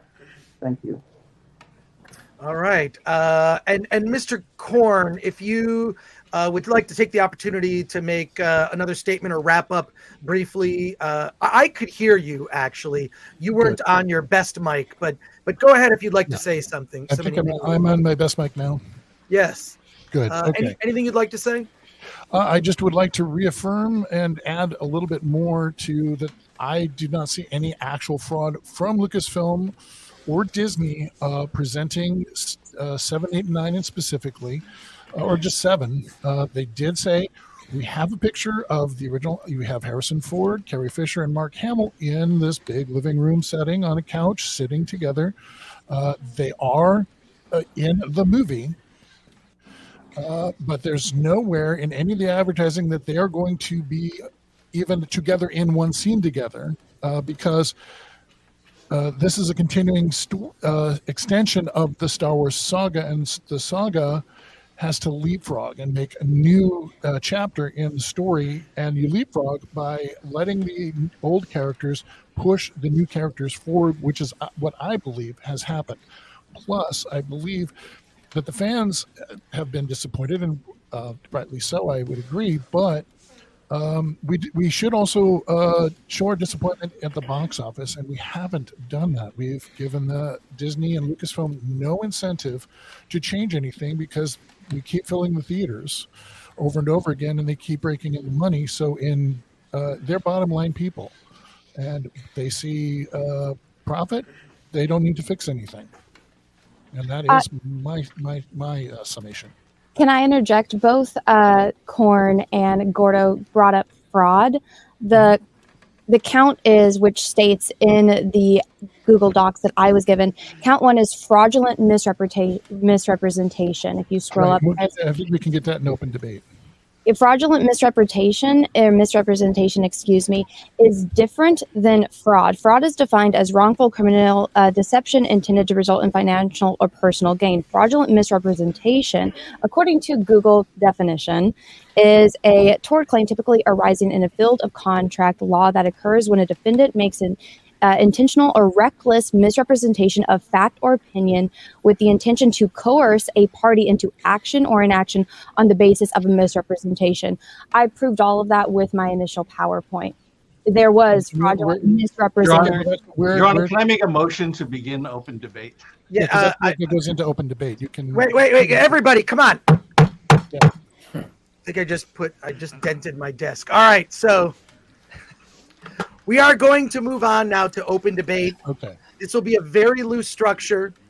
You can poke holes in the defense, poke holes in the prosecution. We are merely debating count number 1. So everyone be clear. Open debate begins.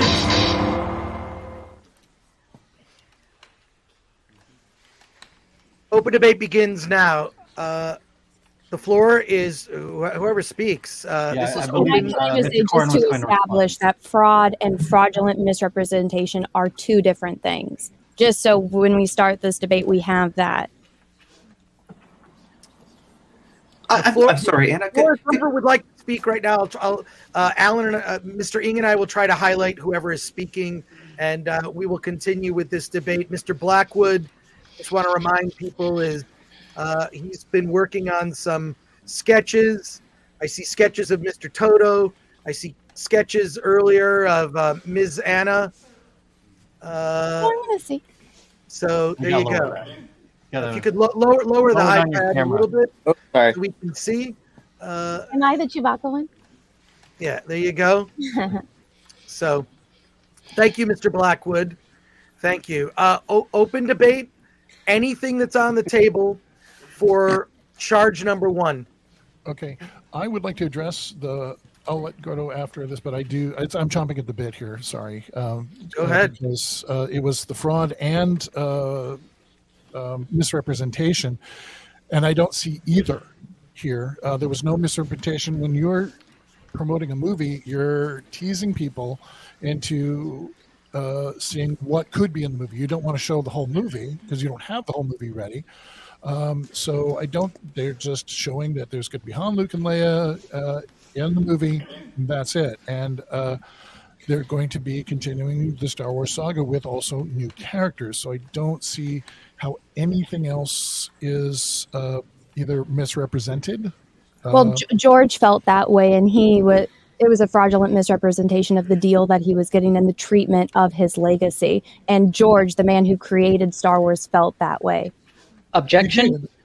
I'd like to ask for relevance because George Lucas is not considered the evidence. It's in this book. There are references for it. There are all of the. None of us have read the book. None of us have read the book. So yes. Well, maybe you should do your research before you decide to take on a topic like this. Okay, well, it was presented to us right here, and I didn't even hear about the book until now. So the book has been out for years, and it did make headlines when all of it was coming out about Star Wars. That's nice to know, but can I actually state my objection? Excuse me. The objection was relevance. I'd like to state for relevance that George Lucas is not a defendant No, George Lucas is the creator of Star Wars, and we wouldn't be here without him. That's nice, but the fans are actually the that's wrong party, nice. not We George wouldn't be Clooney. fans of George Star Wars Lucas. if it wasn't for George Lucas. But he's no longer in control. I know, because it was fraudulent misrepresentation, and he got swindled out of his company and his legacy. According to him, but I mean, he can't. Has he been able to sue them successfully for that? He can't sue them. He was backed into a deal. He has spoken out. We know that he was backed into a deal. He's expressed that. But I mean, if he really did feel that it was fraudulent, he'd be able to sue and have a good case. That's not how it works when you enter into a business arrangement to. It's not. Then what is? How is your case that it's? I presented it earlier. You did, but I mean, how is it relevant? the entire topic of this count is fraudulent misrepresentation, and I proved to you all how exactly that happened. Nobody read. Misrepresentation or misrepresented the deal that they were making to buy Star Wars and protect George's baby and his legacy, which they did not do. They bought his script and they did not use him. They complained that there was no creative pipeline set up, but there was. He misrepresented all of the facts, and you can easily go and research all of that like I did. And see. Let me give you an actual passage from Bob Iger's book. He says, George immediately got upset as they began to describe the plot, and it dawned on him that we weren't using the stories he submitted during negotiations. Again, this is Bob Iger speaking. George knew we weren't contractually bound to anything, but he thought that our buying the story treatments was tacit promise that we'd follow them, and he was disappointed that his story was being discarded. I'd been so careful since our first conversation not to mislead him in any way, and I didn't think I had now, but I could have handled it better. So there is at least gray area there that George was under an impression that his stories would be used, and was disappointed that it happened.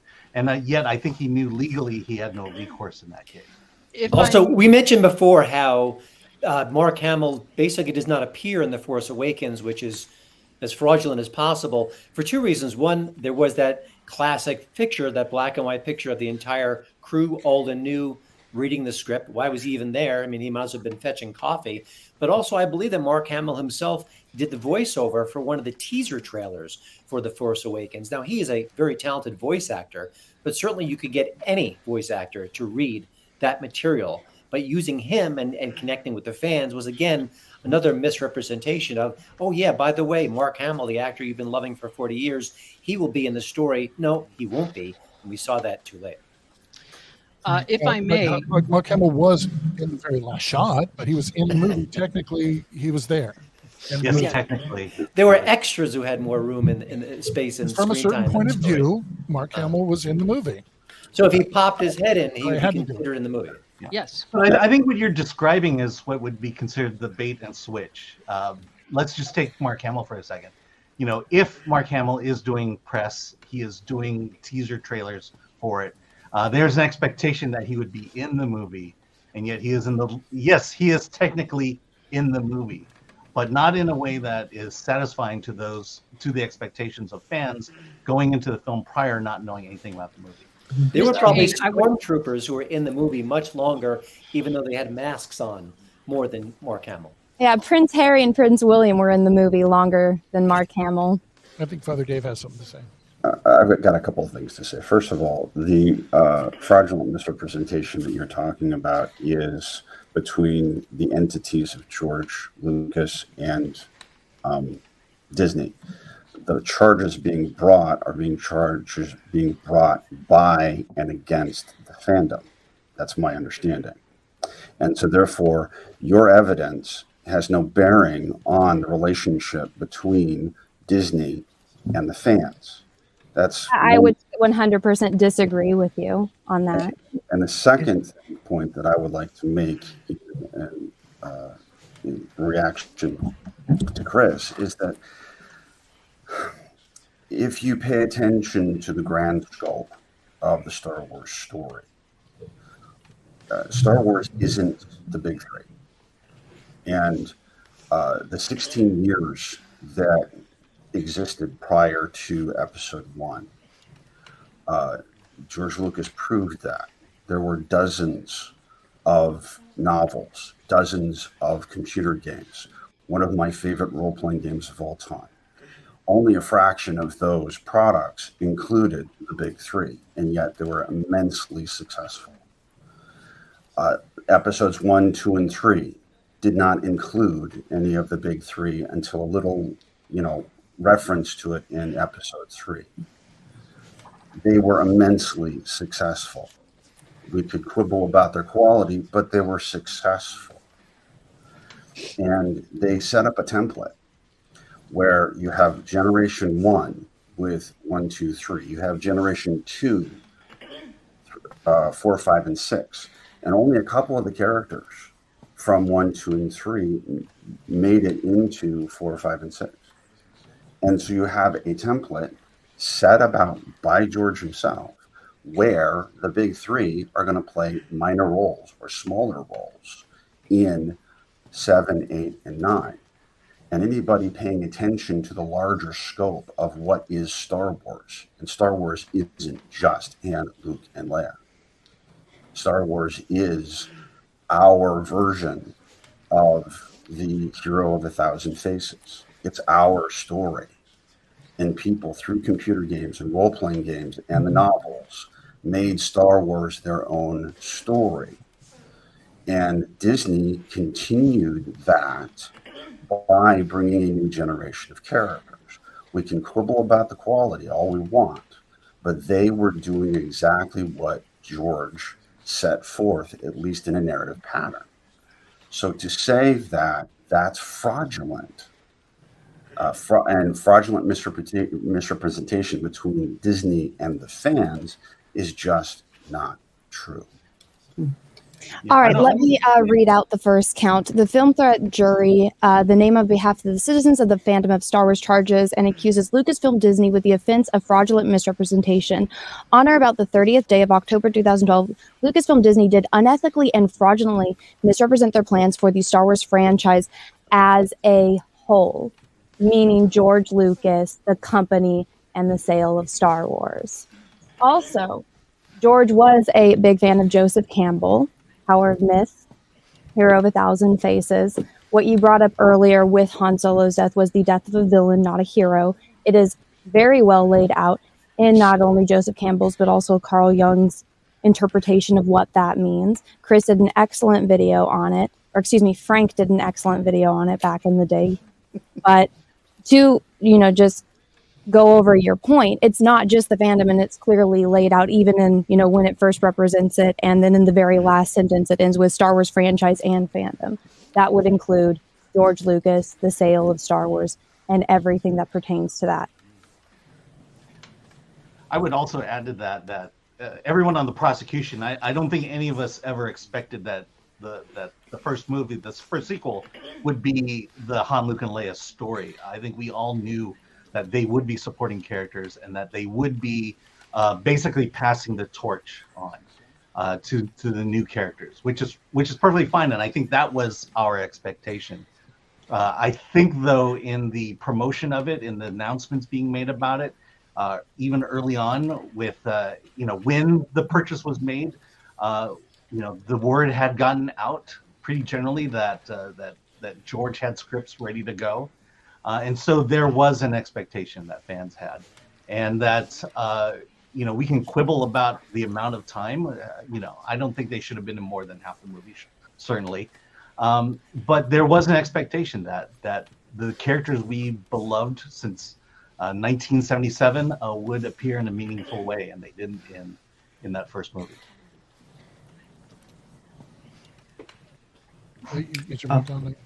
If I may jump in. Jump in. Okay. Open debate. Go. Wait, so, Anna, you told the great story there about Iger, and certainly he sounds like the villain in this story, that he did some really shady things. So just so that I understand, the charges here are against Lucasfilm Disney. Franchise as a whole. Okay, so is Iger synonymous with Lucasfilm Disney for the purposes of our time here today?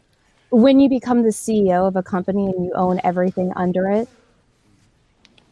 Okay, so we can use Lucasfilm Disney and Bob Iger interchangeably. Is that fair enough to say? Well, I think you should, say what you mean, because we have a chat, just so everyone doesn't get confused. That's why I define fraud and fraudulent misrepresentation. And sometimes it is just easier to say people's names. Okay, great. So my question is it okay if I proceed to refer to Bob Iger in the place of Lucasfilm Disney? Would that please the crowd? Pardon? It depends on the point you're making. I don't know you, so I can't assume on what you're saying. Oh, okay, well, let's continue then. So what I am doing right now is I'm proceeding to treat Bob Iger as Lucasfilm Disney. If you feel I'm going somewhere where I shouldn't, please just jump right in. Because what it seems like is happening, if I'm making notes about your argument, and what I'm writing down here is Bob Iger did not use George Lucas material, which was disrespectful to George and everything he did. Therefore, fraudulent misrepresentation was committed. QED. Is that fair enough to say? Because that's why I feel. Well, no, that is actually incorrect. He did use. Well, he did not use his sequel treatment, but he did go on to later, changing the Star Wars Clone Wars. He did use the initial plot for Strange Magic and, manipulated it into Frozen. And he did make other changes based on stuff that was already there. But he did claim that George didn't have any of that when he was assessing the company for its value. So it's a yes and no question. So if you have more specific points that you want to talk about, we can talk about that. Okay, so yes or no, did Bob Iger announce that the big three were going to be in mini scenes together, and you could expect mind-blowing stuff out of these three people being the team together? Yes or no, did that ever happen? I don't know. I don't know every word that Bob Iger's ever said. Someone has a good point here. Retribution Zero says, objection. The definition is issued in the court documentation. He's trying to amend the charge. I just want to keep the conversation focused. And I know it's written in legal language, which is, which can be fun. But the point is that did the audience feel there was some fraudulent misrepresentation, because the audience felt they were going to get one thing and got a different thing? The audience felt as if Han, Luke, and Leia would be reunited in Star Wars sequels, and that did not happen. I think that's the core argument. I'm not trying to put words in the prosecution's mouth here, but I'm reading the chat, and if I'm reading the chat correctly, that's kind of the thing that they'd like you all to debate. Okay, and also, you don't need to be in this part of it. You don't need to be super formal. This can be also just like a regular live stream where people debate. I mean, I'll step in if I think it's going over the line, but feel free to argue this stuff and debate it and go right ahead.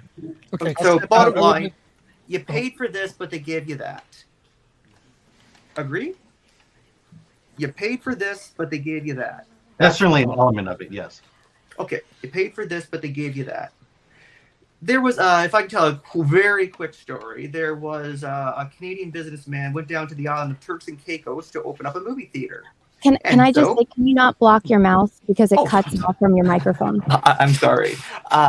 So anyways, this guy opens a movie theater down in Turks and Caicos. Opening night, shows the movie. Locals show up. A lot of them fell asleep.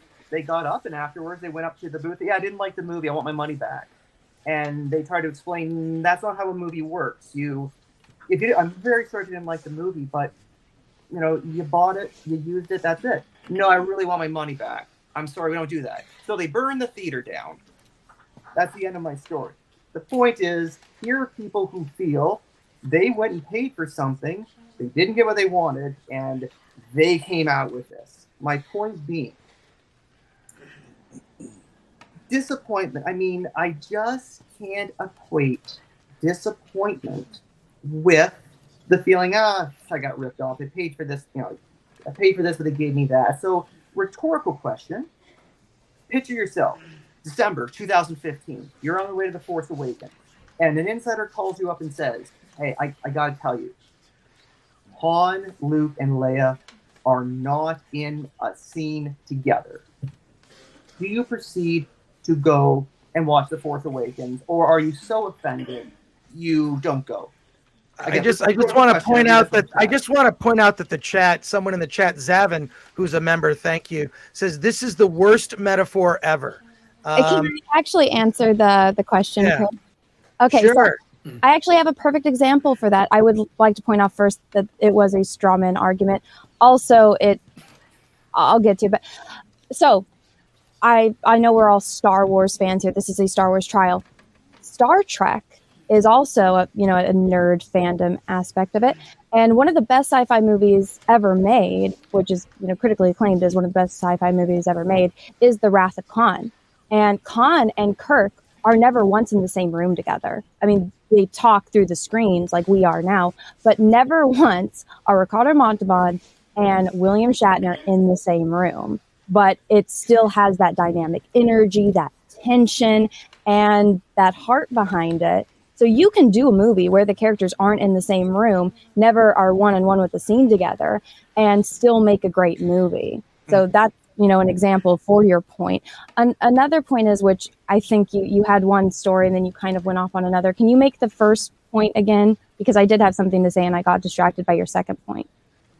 It was they fell asleep in the theater. I'm sorry. Burning it down. Burning it down. Yes. I would argue we didn't burn anything down. Svan didn't. We voiced our upset at what happened. I would argue that they burned the theater down while we were inside. And when we said, "Hey, you tried to burn this building down when we were inside. What the hell?" And they're like, "You're a racist, misogynistic man baby that lives in your mother's basement." That was their answer to burning down the thing that we loved while we were there in it.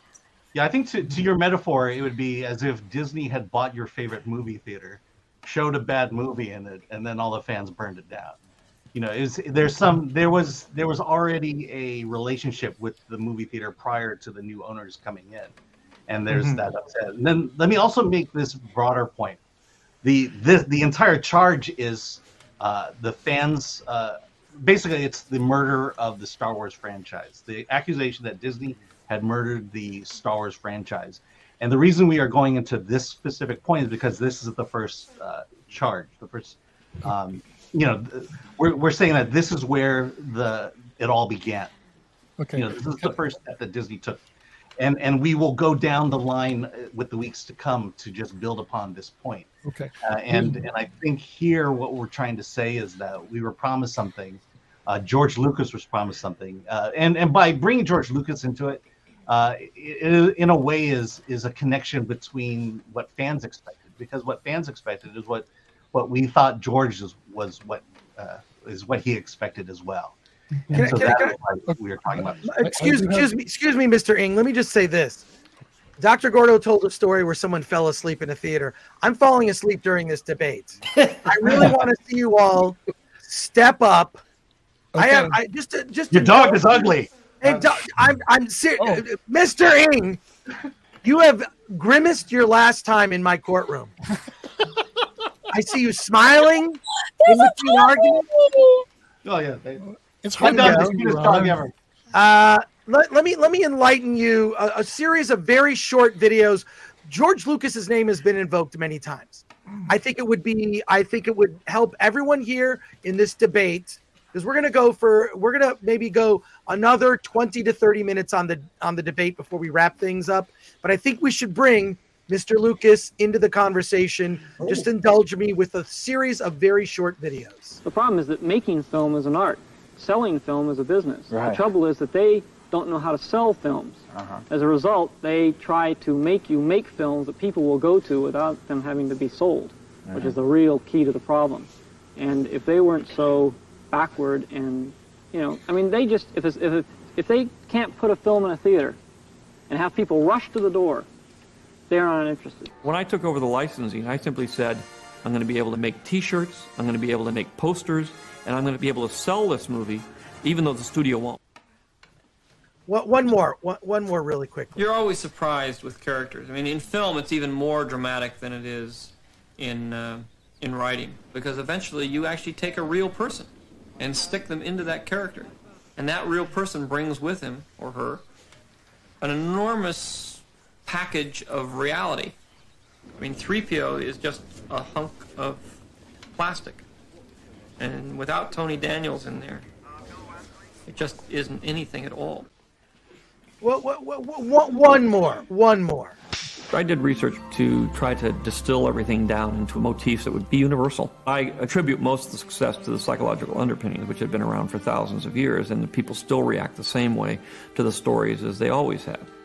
So what lessons do you think they're taking away from watching Star Wars in Italy and Malaysia and South America? The average human being has much more awareness of the other cultures that coexist with them on this planet, and that certain things go across cultures, and entertainment is one of them, and film and the stories that I tell cut across all cultures, are seen all around the world.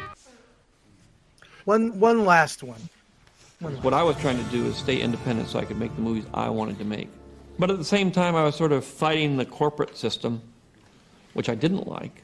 And I'm not happy with the fact that corporations have taken over the film industry. But now I found myself being the head of a corporation. So there's a certain irony there, is that I have become the very thing that I was trying to avoid, which is basically what part of Star Wars is about. That is Darth Vader. He becomes the very thing that he's trying to protect himself against. Okay. And with those with throwing that gasoline on the fire, back to open debate between the prosecution and the defense. Your Honor, may I? Mr. Korn, yes. Okay. I still want to see how there was fraudulence and misrepresentation, or even the death of Star Wars, when even after Episode 7, the theater it sold out and made a lot of money. The Force Awakens sold out and made a lot of money. So the fans just kept going and saying, "We don't like this movie so much, we're going to give Lucasfilm all our money." So I don't know how it's dead if the fans just keep going to see the movie.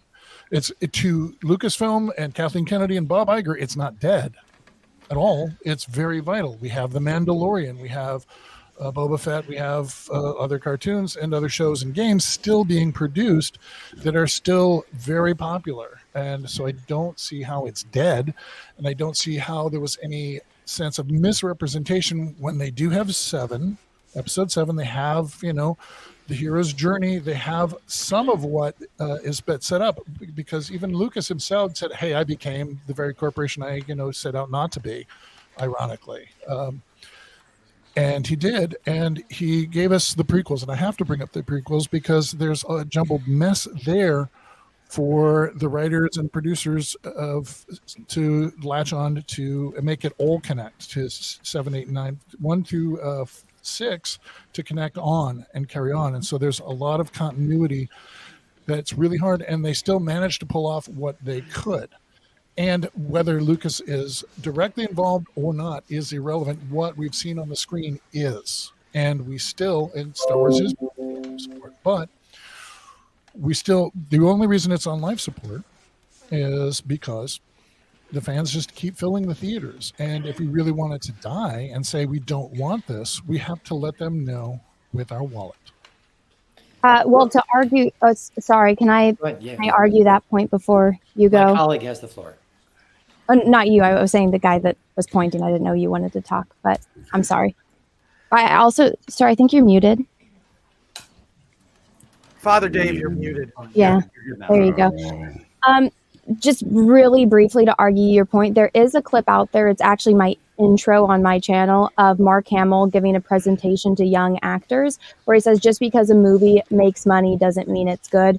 As an example, Transformers. And you can ask any hardcore Transformers fans, the movies do not follow the continuity at all. And right. That's not my point, is that it's not dead, and I still don't see any fraudulence. Well, you're talking about the fandom, and I already showed you the fraudulence. You were pointing out another point, which was about the money. It's and irrelevant. They're both intertwined with each other, because if it's dead and they were, fans were so disappointed that it wasn't Star Wars, why would you go to see another Star Wars movie? The people that are going to see Star Wars, the new Disney Star Wars, aren't real Star Wars fans. They're new and Disney. How do we know that? Well, was there an objective way Christian, to I think this was your point that? when you were presenting.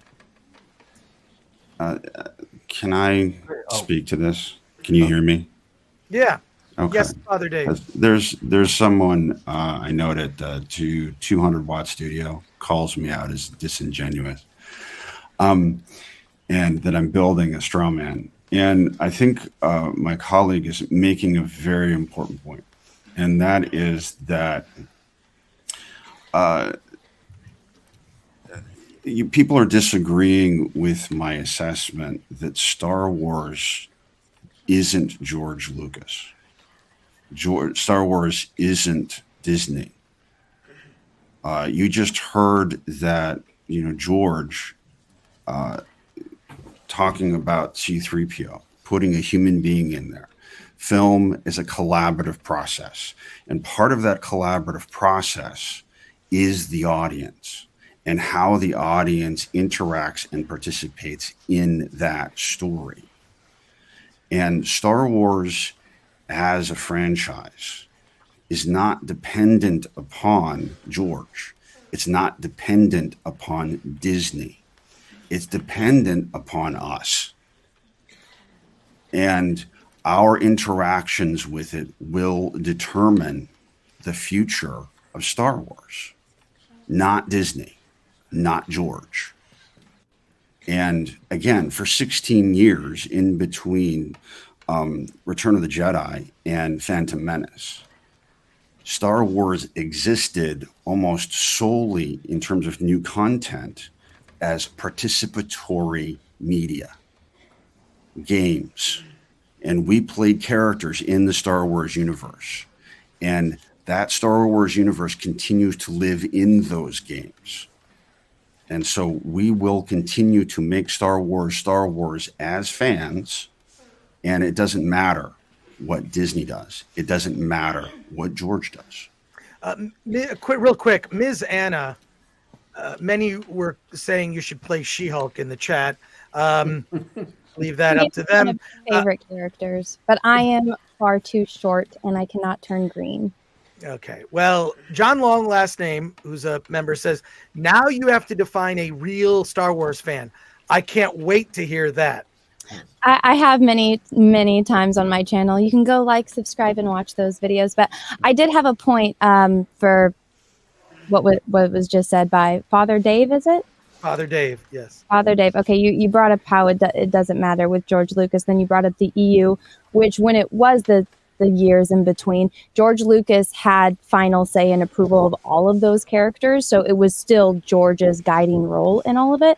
Now, I take it by your name and what I see behind you that you are a religious man. So to argue to your point, what is religion without God? It does, you need participants to follow the will of God, right? But at the end of the day, what is it without God? So what is Star Wars without George Lucas? It's completely soulless and a shell of what George Lucas created. And yes, there are other participants in it, just like there are in the Bible. But at the end of the day, they're following the will of God, just like in Star Wars with George Lucas. Who is playing with this? Very quickly, I just want to mention... Sorry, just a moment. Mr. Toto has to leave. He has a prior engagement, another case. Mr. Toto, thank you so much. You should follow Christian Toto, Hollywood on Toto. Look up Christian Toto, an accomplished writer, very active on social media. And Mr. Toto, thank you. You are dismissed. And thank you so much for your participation, your arguments, and this beautiful sketch by Mr. Blackwood, which I'm sure you'll find on Instagram. Thank you, Mr. Toto. We'll see you in a future debate. My apologies. I'm sorry. Did I interrupt you, Anna? Ms. Anna? But I did break the seal earlier, so I have to pee. I'll be right back. Okay, Ms. Anna will also be taking a quick bathroom break. Who would like to continue? Mr. Korn, Mr. Korn, you have the floor. Thank you. I'm jumping at the bit because Anna said what she defines as a true Star Wars fan. That's a no true Scotsman fallacy right there, right? If no true Scotsman would, no true Star Wars fan would, whatever, if they've heard of the no true Scotsman fan. So that's an irrelevant argument to say that, because there's enough fans that go see and just flood the seats. It doesn't matter what you think their level of fandom is. These are people that are going to see and pay to see and keep what Lucasfilm and the people running it see it as. And it doesn't matter. And God, George Lucas, has sold off the rights. He is no longer God now. It is Kathleen Kennedy. So we have to bow to what her. And she has often said in interviews that she does side with the artist, but every good producer has to totally side with the money side, because they have to make sure their big job is to make sure that everybody gets paid, including the director and the actors and the producers and the studio, to make sure that they get their money's worth. So it's a balancing act, and she's always put in the crosshairs. People like that are put in the crosshairs. Now, I'm not totally defending all of her decisions. Just to let everybody know, please do not come with torches and pitchforks to my house. I do not defend her, but I am just saying that this is things that you're asking for an open discussion, and these are things we need to keep in mind, because the fans don't completely write every bit of Star Wars. They shouldn't, because it would be a big mess. We should have some input, and if we want to have actual input that they're going to listen to, we have to do it with our wallets, and you can't say that no true fan. So, and it's my defense is that there's, it's money. It boils down to money, and if we really don't like it, then we should stop buying the video games, stop buying the comic books, stop buying the cartoons, stop subscribing to Disney Plus, stop going to the theaters. All right. Well, everyone has their finger up. Just a moment. Luke Skywalker, the young hero of Star Wars, as he evolved from script to storyboard to actor in the person of 25-year-old Mark Hamill, Luke became a projection of every young boy's adventurous spirit. The best thing about this whole film has been the kids, because they think they know me now. And since my character in the film appeals to them, they feel very safe with me. They feel like, well, I could do that. We'll start with, we're going to get everyone. Father Dave, start with you, and we'll go to Mr. Willie and continue. Well, to answer Anna's religious question, since that's my area of expertise, one of the things that you have to understand about at least the Christian point of view is that from the very beginning, God, the Creator, created Adam in the image and likeness of man, meaning that Adam, mankind, humanity, is a co-creator with God. And we see this in Genesis when God takes the animals in front of Adam to allow Adam to name them. There is a relationship that exists within the creative process, regardless of who you consider to be God. And in the case of George, his creative process, his creative process was not entirely dictatorial. He had to be this cooperative being. He had to co-create. And part of that co-creative process was the audience. The audience loved this movie. And he didn't even plan to make Empire Strikes Back because he didn't think the audience would love it so much. The audience is much a part of this creative process, as is George. And as time goes on, we are going to be more important to the process of Star Wars living than George ever. Yeah, I think what this whole the 9 charges is our way of saying no, we're not. We are not part of this process. That Disney is a part of this. The company that owns Star Wars, owns all the intellectual properties, own everything ever connected with Star Wars. That they are the ones in charge, and that we as fans are not a part of that, and that we are expected. Really depressing. And I will say that that the reason why The Force Awakens was such a big box office blockbuster was the fact that it had us as the built-in audience, and that we were going to see it no matter how good or bad it was, because we wanted to see new Star Wars, and they took advantage of that. And I think I think over time, over the next 9 weeks, and over time, we're going to see what exactly Star Wars has and what Disney has in store for us fans for Star Wars. Because as we say, we believe that they murdered Star Wars. To jump in, he chose to collaborate with other people. He did not have to, but that was his decision as the creative head of Lucasfilm. Disney, on the other hand, is choosing to do the exact opposite of what George did. George listens to feedback. He takes that in mind. He allows people to prosper under his company. Like, they're doing the Ahsoka show. That was based on Dave Filoni's character that was created alongside of George Lucas. We have the Clone Wars. All of that, all of the EU, all the video games that you brought up, George chose to make those collaborations and to overlook it, like bringing back in the Bible with that. Again, you wouldn't have all of that. You wouldn't have Adam if it wasn't for God. You wouldn't have Star Wars if it wasn't for George Lucas. Then, like, I'm sure with the Bible, you had, God gave us his one and only son, Jesus Christ. And we had, the Romans came in and decided they didn't like that. And they crucified Jesus. And we all know what happens from there. And I mean, it's, you brought up Joseph Campbell. We have that with Star Wars. You see that in the Bible. And I mean, with all of the points being made right now, all the points that you brought up also with George and, did not plan the Empire. George had a rough outline of where he wanted the story to go. And yeah, he didn't know how people were going to react to it.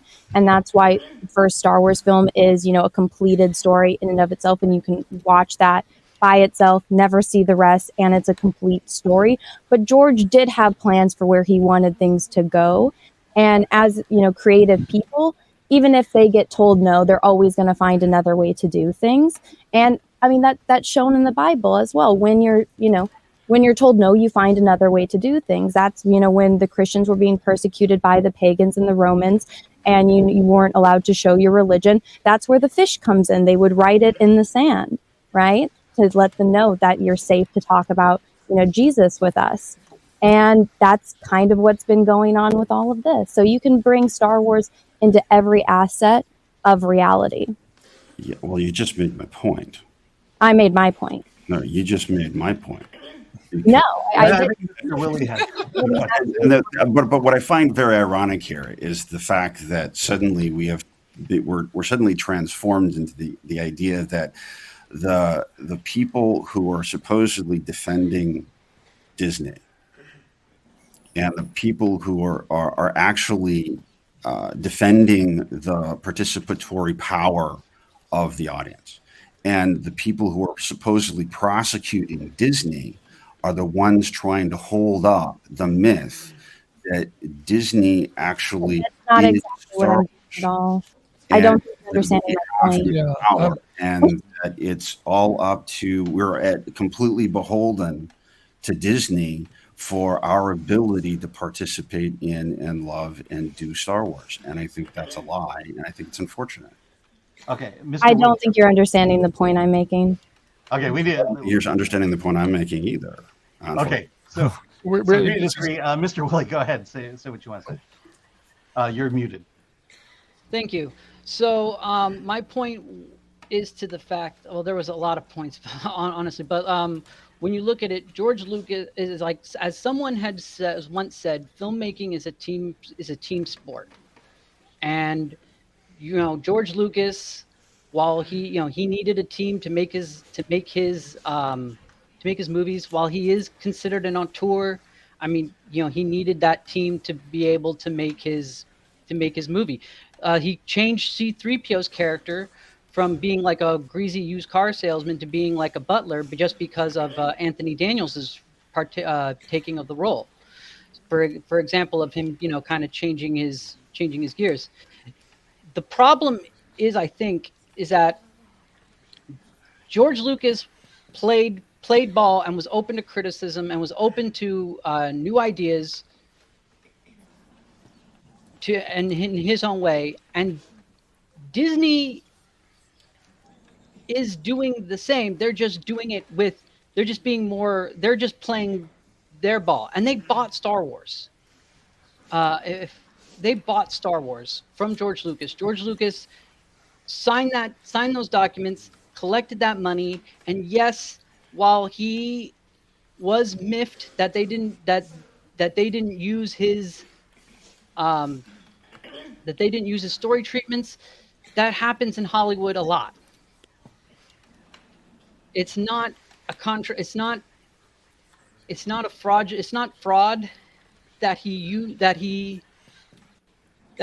And now, while there's people in the chat saying that, oh, well, Disney broke it and whatnot, that's up for debate. That's up to individual taste. I know. I'm saying that's up to individual taste. And you wouldn't have Star Wars without George Lucas. But that's not the point here. Is that the point is that there's fraud, and there is. They lied to the company from George. They bought the company, but they still produce Star Wars movies that people went to go see. And they misrepresented what they were going to do with the company. How did they misrepresent anything? I don't see. I already went through that point by point. You did, and I still don't see. As those points were coming up, I didn't see any fraud because they still see a Star Wars movie. We still see a conflict. We still see people learning about the Force. Preserve the culture and the creative ideas that George laid out. They did not do that. But they still produced. Disney had just bought Star Wars, but they did not preserve the culture. And they did not preserve the culture. They still have the Jedi. They still. Well, and then when you have the man who created it telling you that it's not right. Can I finish, please? Can I finish, please? Okay, because it's really hard to make a point when I keep getting interrupted. So. Oh, I'm trying to address each point because it tends to be here's one point, here's one point, here's one point. So I figured I would just address them as you make them. I'm sorry. I'll stay quiet until the end. Okay. Because I still don't see. Any fraud because they still have all the basic points they have. They even have the hero's journey. They're not really well done, but they're still done mostly. They presented a struggle between good and evil, the light and the dark. They have the Jedi. I honestly like Ryan Johnson's take on the Jedi and that whole thing of like, were we taking too much on ourselves and putting too much, letting the whole public, the whole galaxy, rely on us too much and not give them a sense of independence. Like they had to rely, like, hey, we need help. You got to bail us out because we don't want to take any initiative. So that was a unique perspective that I thought was interesting. The rest of the movie, not so much. I didn't like the Mary Poppins bit at the end. They should have just thrown in the umbrella with Carrie Fisher holding the Mary Poppins umbrella because they own that too. Would have just been the cherry on top, but it doesn't matter. All these things they still presented a Star Wars movie that people went to see in droves. So, and if it's dead, and to address the point somebody brought up that the movies got diminishing returns, the original trilogy, Star Wars, made a whole lot of money. Empire Strikes Back made money, but not as much. And then subsequently for Return of the Jedi. And also to say about collaboration, sometimes George he fired Gary Kurtz, who was working with him very early on American Graffiti and Star Wars and THX 1138 and Empire Strikes Back. And then he said, okay, I'm sick of you telling me no.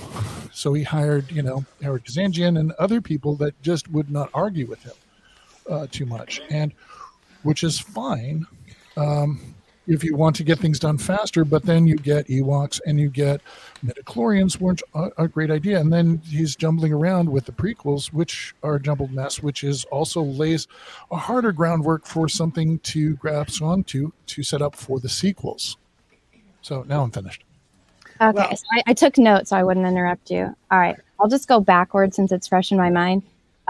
With Kurtz and the creative differences, well, his ex-wife, when obviously they were married, edited. So it's like when it comes to that and creative differences, when you work really well with someone and then something happens later like that, I think we can all understand the human aspect of that, So that one, it's like human. People don't always get along and agree on things, just like we're all doing right now.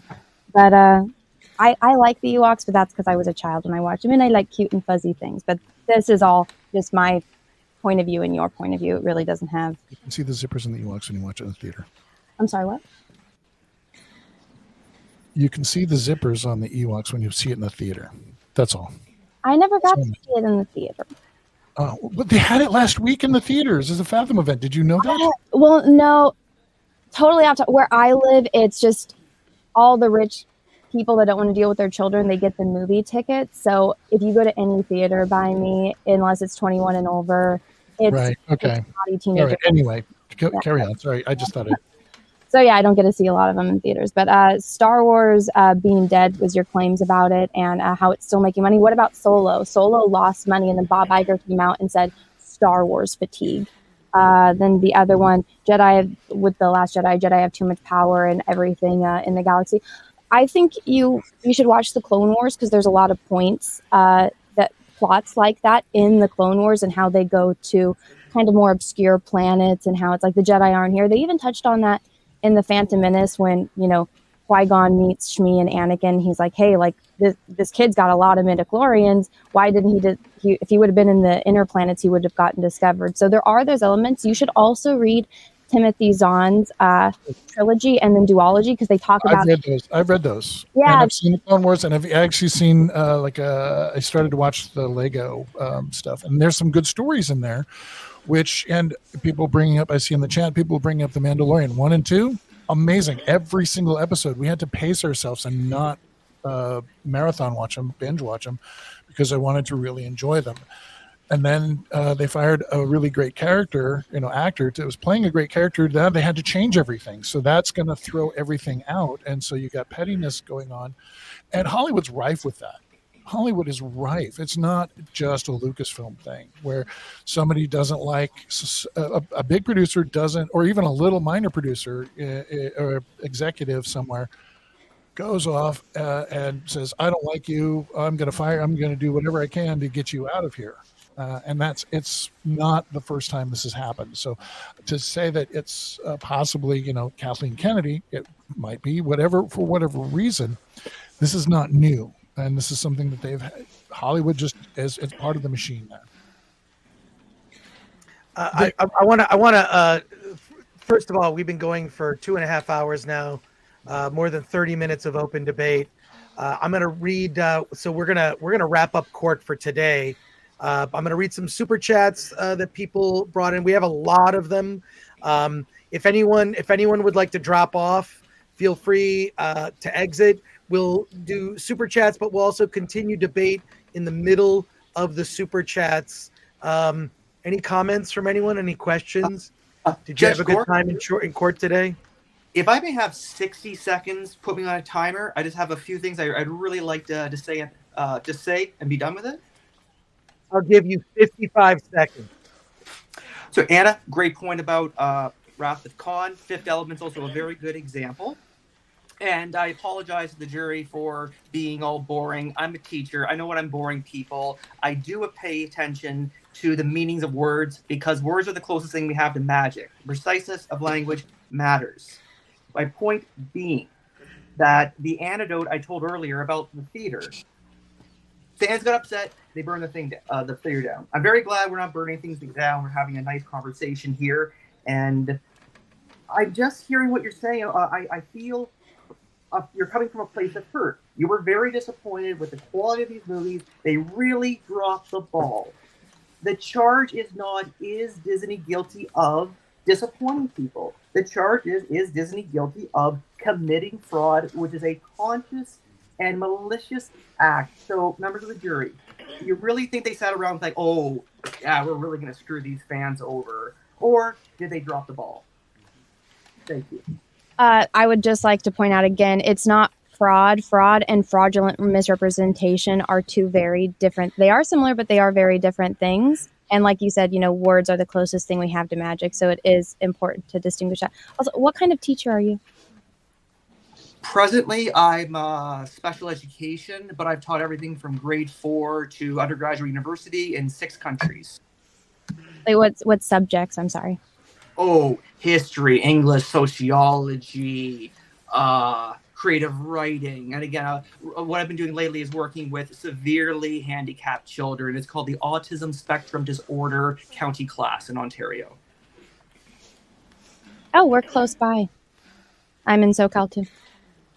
I just want to say also, I only suggested that we wrap things up. If you would like to continue, we have so many chat comments and questions. I don't want to ignore the chat. We have been putting up some of the comments, but not reading them during this. But I want to be respectful of people's time. Mm-hmm.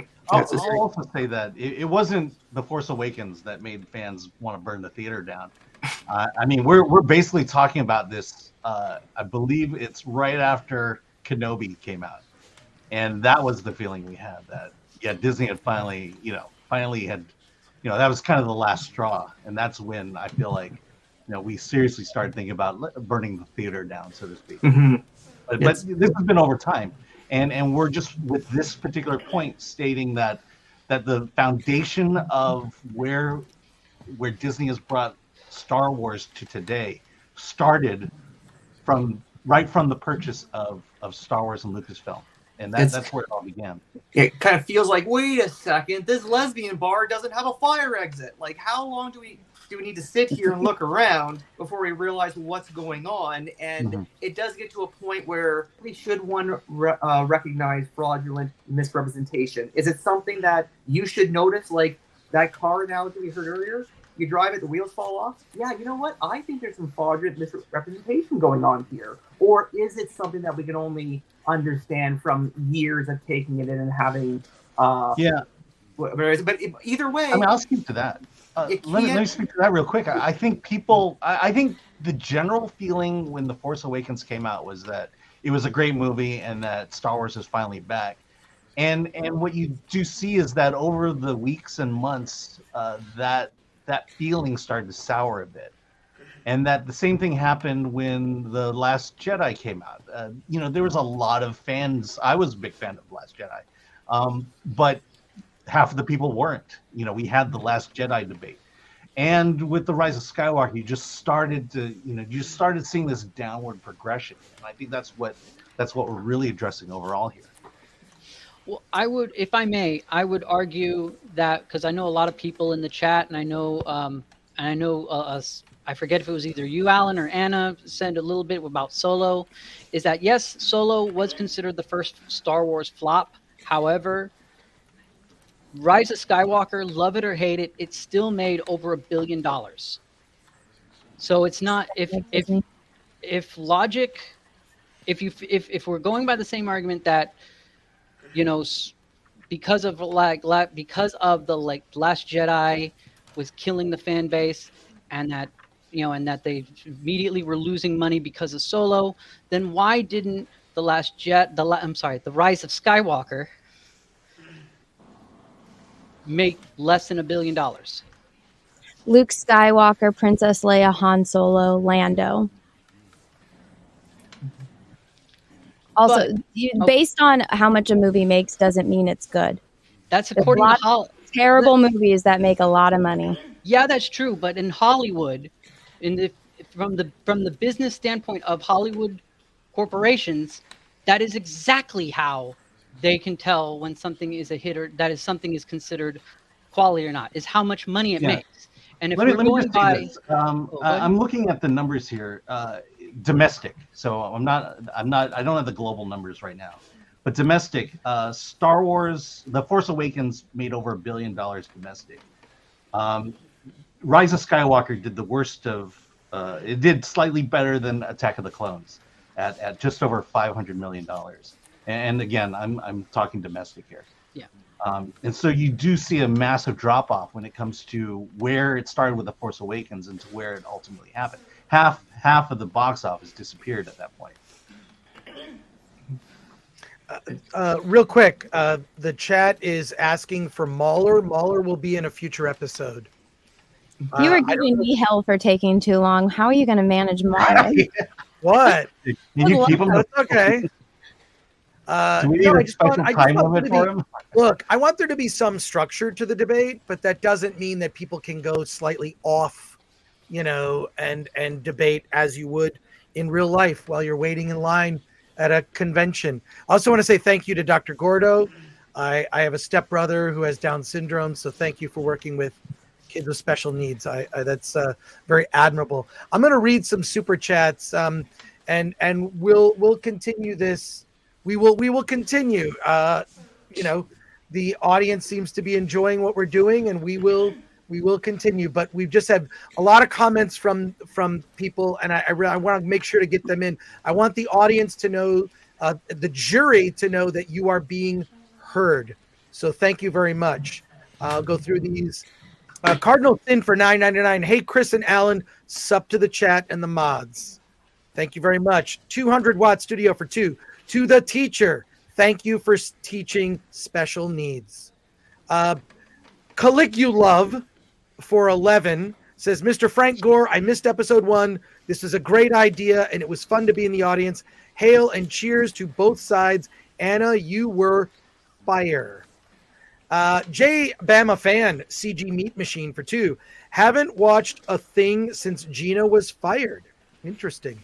I feel like God would be taller than George Lucas, says Russell Hall for 2. You got to remember back then people were short. Okay.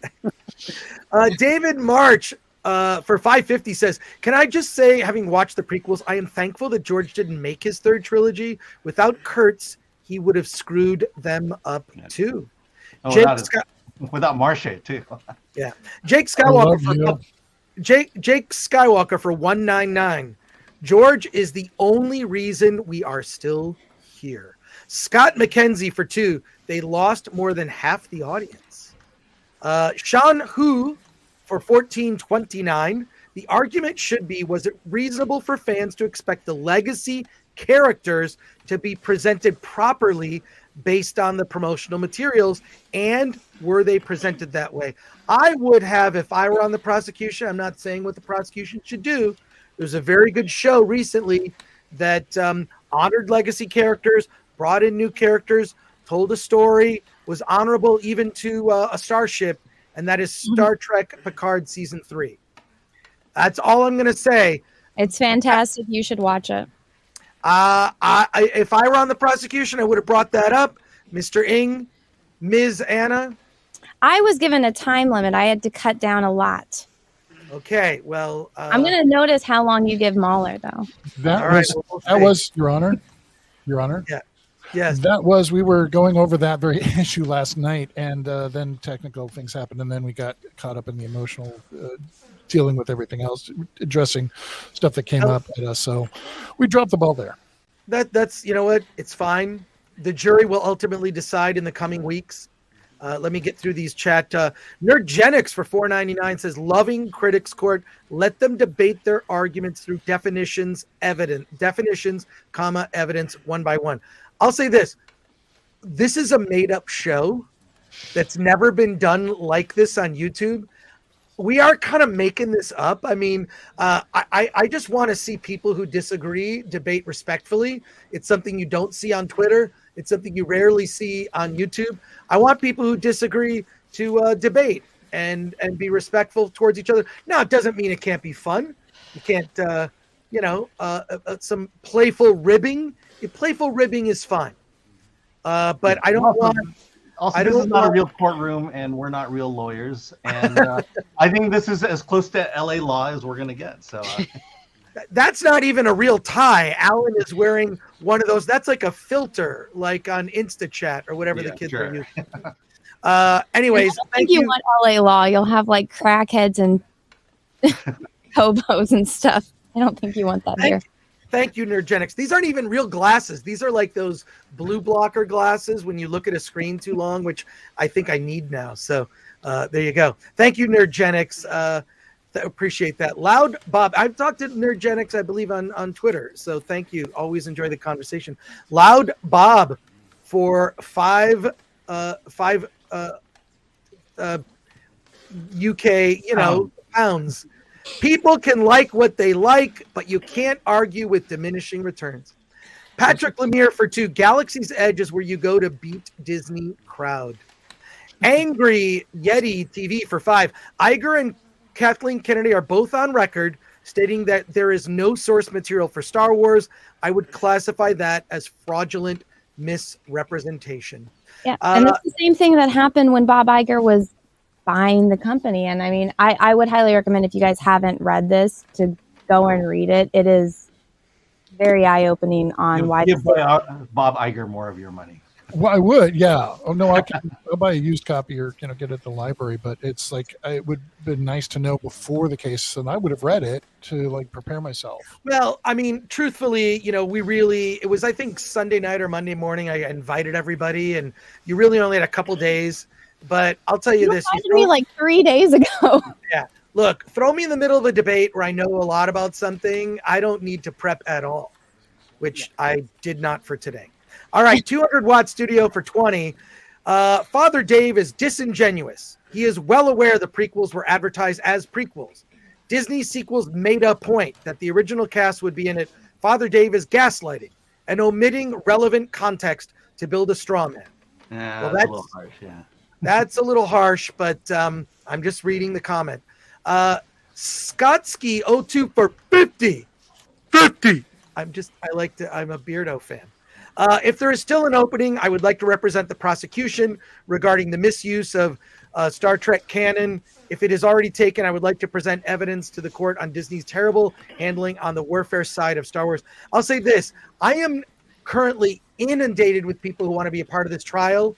What I'd like to do is, for the most part, use people who are already on YouTube, who are just familiar with formats and know how YouTube works. We do have if you become a member of the channel, you'll have access to our Discord. I would like to offer Discord access to everyone currently on the live stream right now. But if you join, Alan, if you could create those forums and then also share on our community tab the Discord. It's very cheap to join, and that way you have access. We have one for Critics Court already, and I'll get 2 private ones set up. We're going to set up private for prosecution and defense. You can speak amongst each other. Everyone here, you'll have access to that. I just can't manage those conversations. I have never, in all the things we've done on YouTube, I've never gotten this kind of reaction to anything we've done, which I think is great.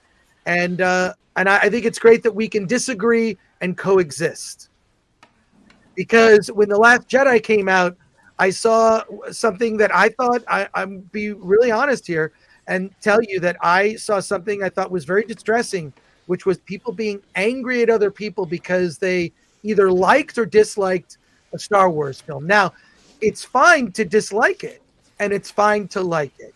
But what I saw crossed the line against YouTubers that I happen to like, against people even in real life getting so worked up over it. Obviously, Star Wars means a lot to all of us, and I want us to be able to talk it through. And sometimes it can be fun, and we can walk away and continue to disagree. I love that you can still hear the coughing in the background, and the little echo sound, the looping sound of the courtroom. There's something soothing about it. But thank you, Skotsky02, for very generous 50. Thank you for that. You were going to say. Yes, I was going to say, just to kind of add on to your comment, because I noticed a lot of some of the highlighted marks that were basically that, like, the defense were a bunch of shills, we weren't real Star Wars fans, etc. And if I may say, that's nothing further from the truth. We are presenting a case. We're presenting a case, nothing more. Everyone deserves a defense, even Star Wars. And even Kathleen Kennedy. Even Kathleen Kennedy deserves a defense, and I know at least Gordo and myself, we submitted audition tapes where we talked about how much of a fan we were for Star Wars, and if we weren't real fans, we would not be here. I can guarantee that. So we were showing each other Star Wars memorabilia. Exactly. To express how Star Wars, what it means to me, I would need that Star Wars girl amount of time to give it, to do it justice. And that's just a segment, right? Oh yeah, then that'd just be chapter 1. So, but I didn't feel my job here today was to either say good things or bad things about Disney Star Wars. Just simply, charge 1 does not fit. Just because you were disappointed by the film does not mean you are the victim of fraudulent misrepresentation. Done. And also, there's other charges here to discuss. When it comes to charge 1, members of the jury, search your feelings. Hands down, do you honestly feel you are a victim? Or are you just disappointed? By the way, I get called a shill all the time in the chat. Yeah, I can confirm that from Alan. By the way, in the private chat is a link to the Discord. If you're a member of the channel, you'll have access to the private chat. If you would like to be added to either the prosecution or defense private channels on the Film Threat Discord, ask Alan, who is on the Discord. So, but there is an open debate on no, don't do that. You're tired of those? You're tired of that? I have now been inundated. If you send me an email about Critics Court now, I am more than likely not going to respond. Not because I'll say thank you, please join the Discord to engage in conversation, because I can't answer your giant long letters telling me I just don't have. And my apologies. It's just sheer numbers. And Film Threat is my day job. In addition to, I'm trying to finish the Blu-ray for Attack of the Doc. It has to be finished on Friday. Ouch. So, just so people know, we still have about 25 super chats here. I'm going to go through them all. You're welcome to drop off or continue debate here. Let's go on. Retribution 0 for 5 says, thank you to all your efforts. It's all fun. Old school fans love debates. Even if I don't agree, it's all good because we all care. 200 Watt Studio for 5. Father Dave, I didn't intend to be harsh. Much respect, sir. This is one of the things I do have to thank the chat for, because I've been on chats on other channels. It can get wild. Have you ever watched a show called Flashcast? It can get wild in the chat, and that's fine. You know what? I'm not offended by that kind of stuff. It's okay. What I'm really impressed by in the Film Threat chat, people being able to debate these things, and I do appreciate it. And you're welcome to your opinion, whether it agrees with mine or disagrees. Diversity of opinion is my favorite kind of diversity. So there you go. See, there you go, Father Dave. Loud Bob for £5. LucasFilm, you're breaking my heart. You're going down a path I can't follow. It's probably better if Anna reads that one. Oh God, I'm not good at that. You can do it. I'm not an actress. But you can just do a Natalie Portman imitation. A bad cry. Do it. I can't do it now. I'm too nervous. I'm not good at that stuff. Come on, Anna. I believe in you. No. Have anyone else do it. I don't do the acting stuff. All right. It says, Lucasfilm, you're breaking my heart. You're going down a path I can't follow. So there you go. Super Chair Destroyer for 10. 1, Star Wars is George Lucas and what he studied. 2, they didn't listen to Lucas or Mark Hamill and not willing to change the story based on what they said. William Quinones for 2. Anna is the She-Hulk we should have gotten. Oh, and George the Giant Slayer. Hey. George gifted 10 Film Threat memberships. That means that the 10 people were in the chat. Thank you, George, for that. Those 10 people now have access to the Discord. Go to the community tab on Film Threat. The Discord link is there. Thank you, George. It was great to see you in Vegas. Great to hang out. Force ain't female, bruh, says Jorge Barracuda for 2. Russell Hall for 2. They decanonized most of the extended universe. Ian Frushi for 2. What about misrepresentation of Luke, Han, and Leia? There you are. Caligulov for $5.50. Father, all the games and novels that Disney said are irrelevant. Nice, Anna, says William Quinones for 2. 200 Watt Studio for 2. Damn, Anna is rocking tonight. Nice work, Anna. Thank you. Can I speak to that one comment? Please. I still play those games. Yeah. There you go. Those games are still alive. My headcanon that I make when I role play Star Wars by West End Games, still in my head. It's still Star Wars. Doesn't matter what Disney does. I'm still going to be a Star Wars fan of Star Wars that I participate in. Mr. Ng has to leave in about 5 minutes. That's fine. I just want to get through all the chat comments and questions because there are about 20. So I will get to them all, but everyone else is welcome to court is officially, recess. Court is officially ended for today. We will be back a week from today for Critics Court. We will be arguing charge number 2. It will be there'll be new people.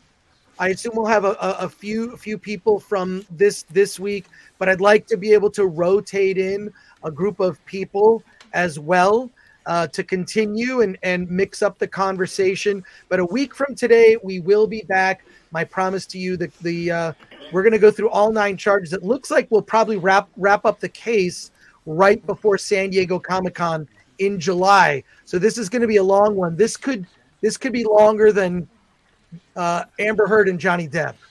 Ooh. Can I one little thing? Yes, Mr. Korn. I just would like to plug my radio show.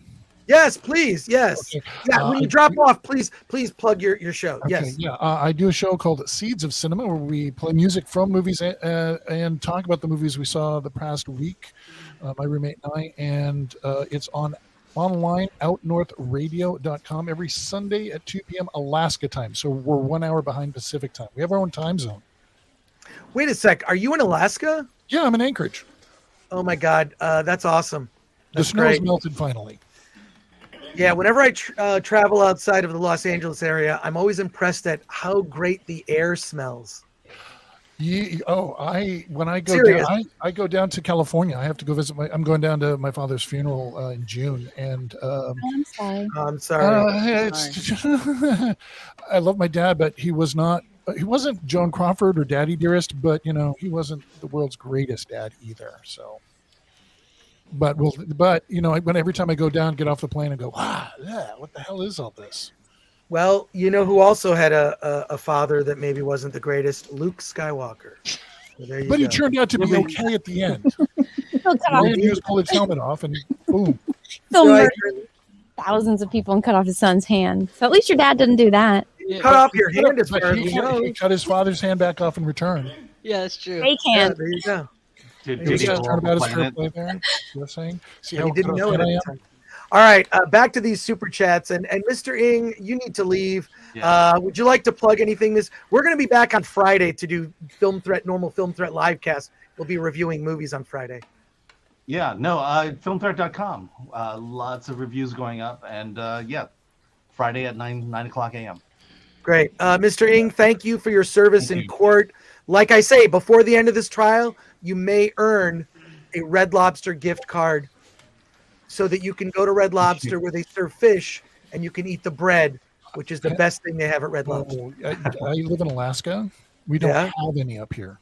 Well, maybe that's Red Lobster. Or when I go down to California, fresh fish is what you have in Alaska. We already have it here. It's just right down the. We gotta go to Ship Creek and get some. There you go. All right, Mr. Ng.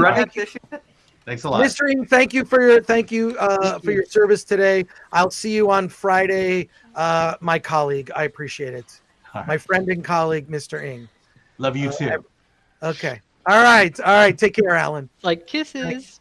Okay. See ya. All right. Continuing on.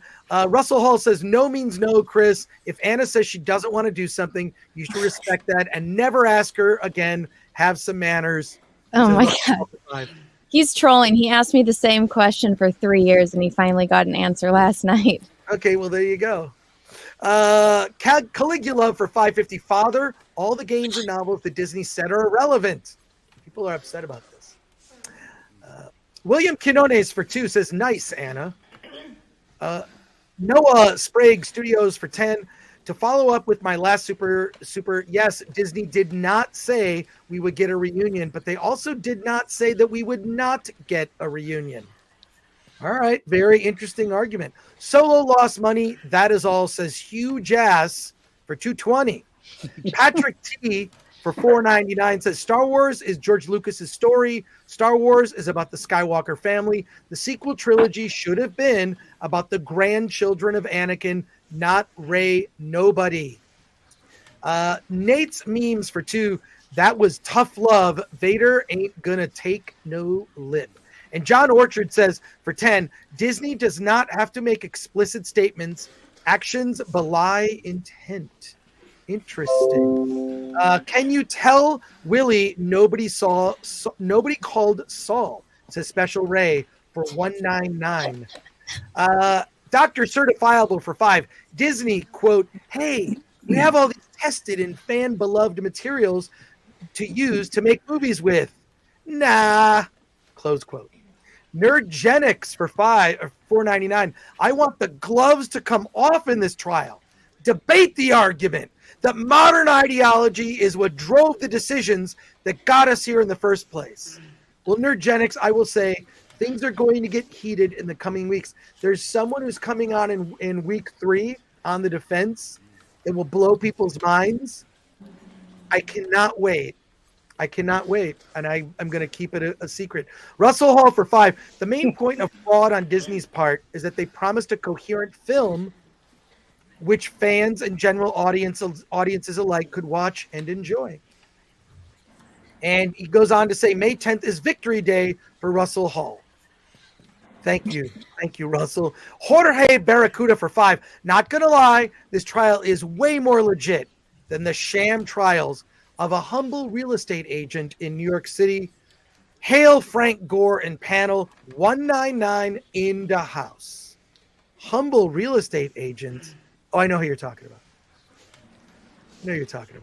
about. John Orchard for 20. Fraud in the inducement. Made promises about who might be in the film. One is equal to showing you pictures on a social media photo, and it did not happen. J Bama fan CG Meat Machine for 2. How does it feel to have been outmanned by Anna? Gentlemen? I don't think I outmanned anyone. I was trying my best. I know. Well, my girlfriend has mine. But I didn't get really outmanned. I mean, there was a few times it was kind of like, yeah, can I finish my statement? But it was fine. No, Anna, you did a good job. Yeah, I know. I think every man is used to dealing with a woman. I have 3 sisters. I think that's why no one here is angry, because we were all adults. Yeah. Whoa. That's crazy. And I kept my pants on. Good show, Chris, says William Quinones for 5. Zeus Play for 3. Objection, lol. And Noah Sprague Studios for 10. As someone who remained spoiler-free for the sequels, can agree that technically we were not promised a reunion, but a good trailer never spoils the plot, and so we let our imaginations fill the gap.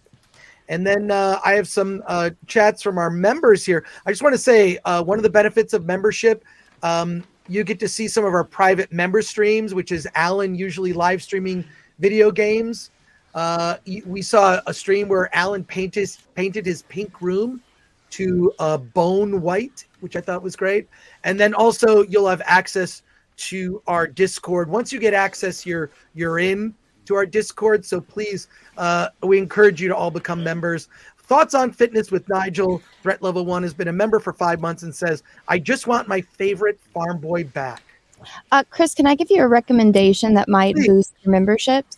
Maybe after the show where you do the trial, do a members only stream where you can invite members on and they can give you feedback on how they thought the trial went.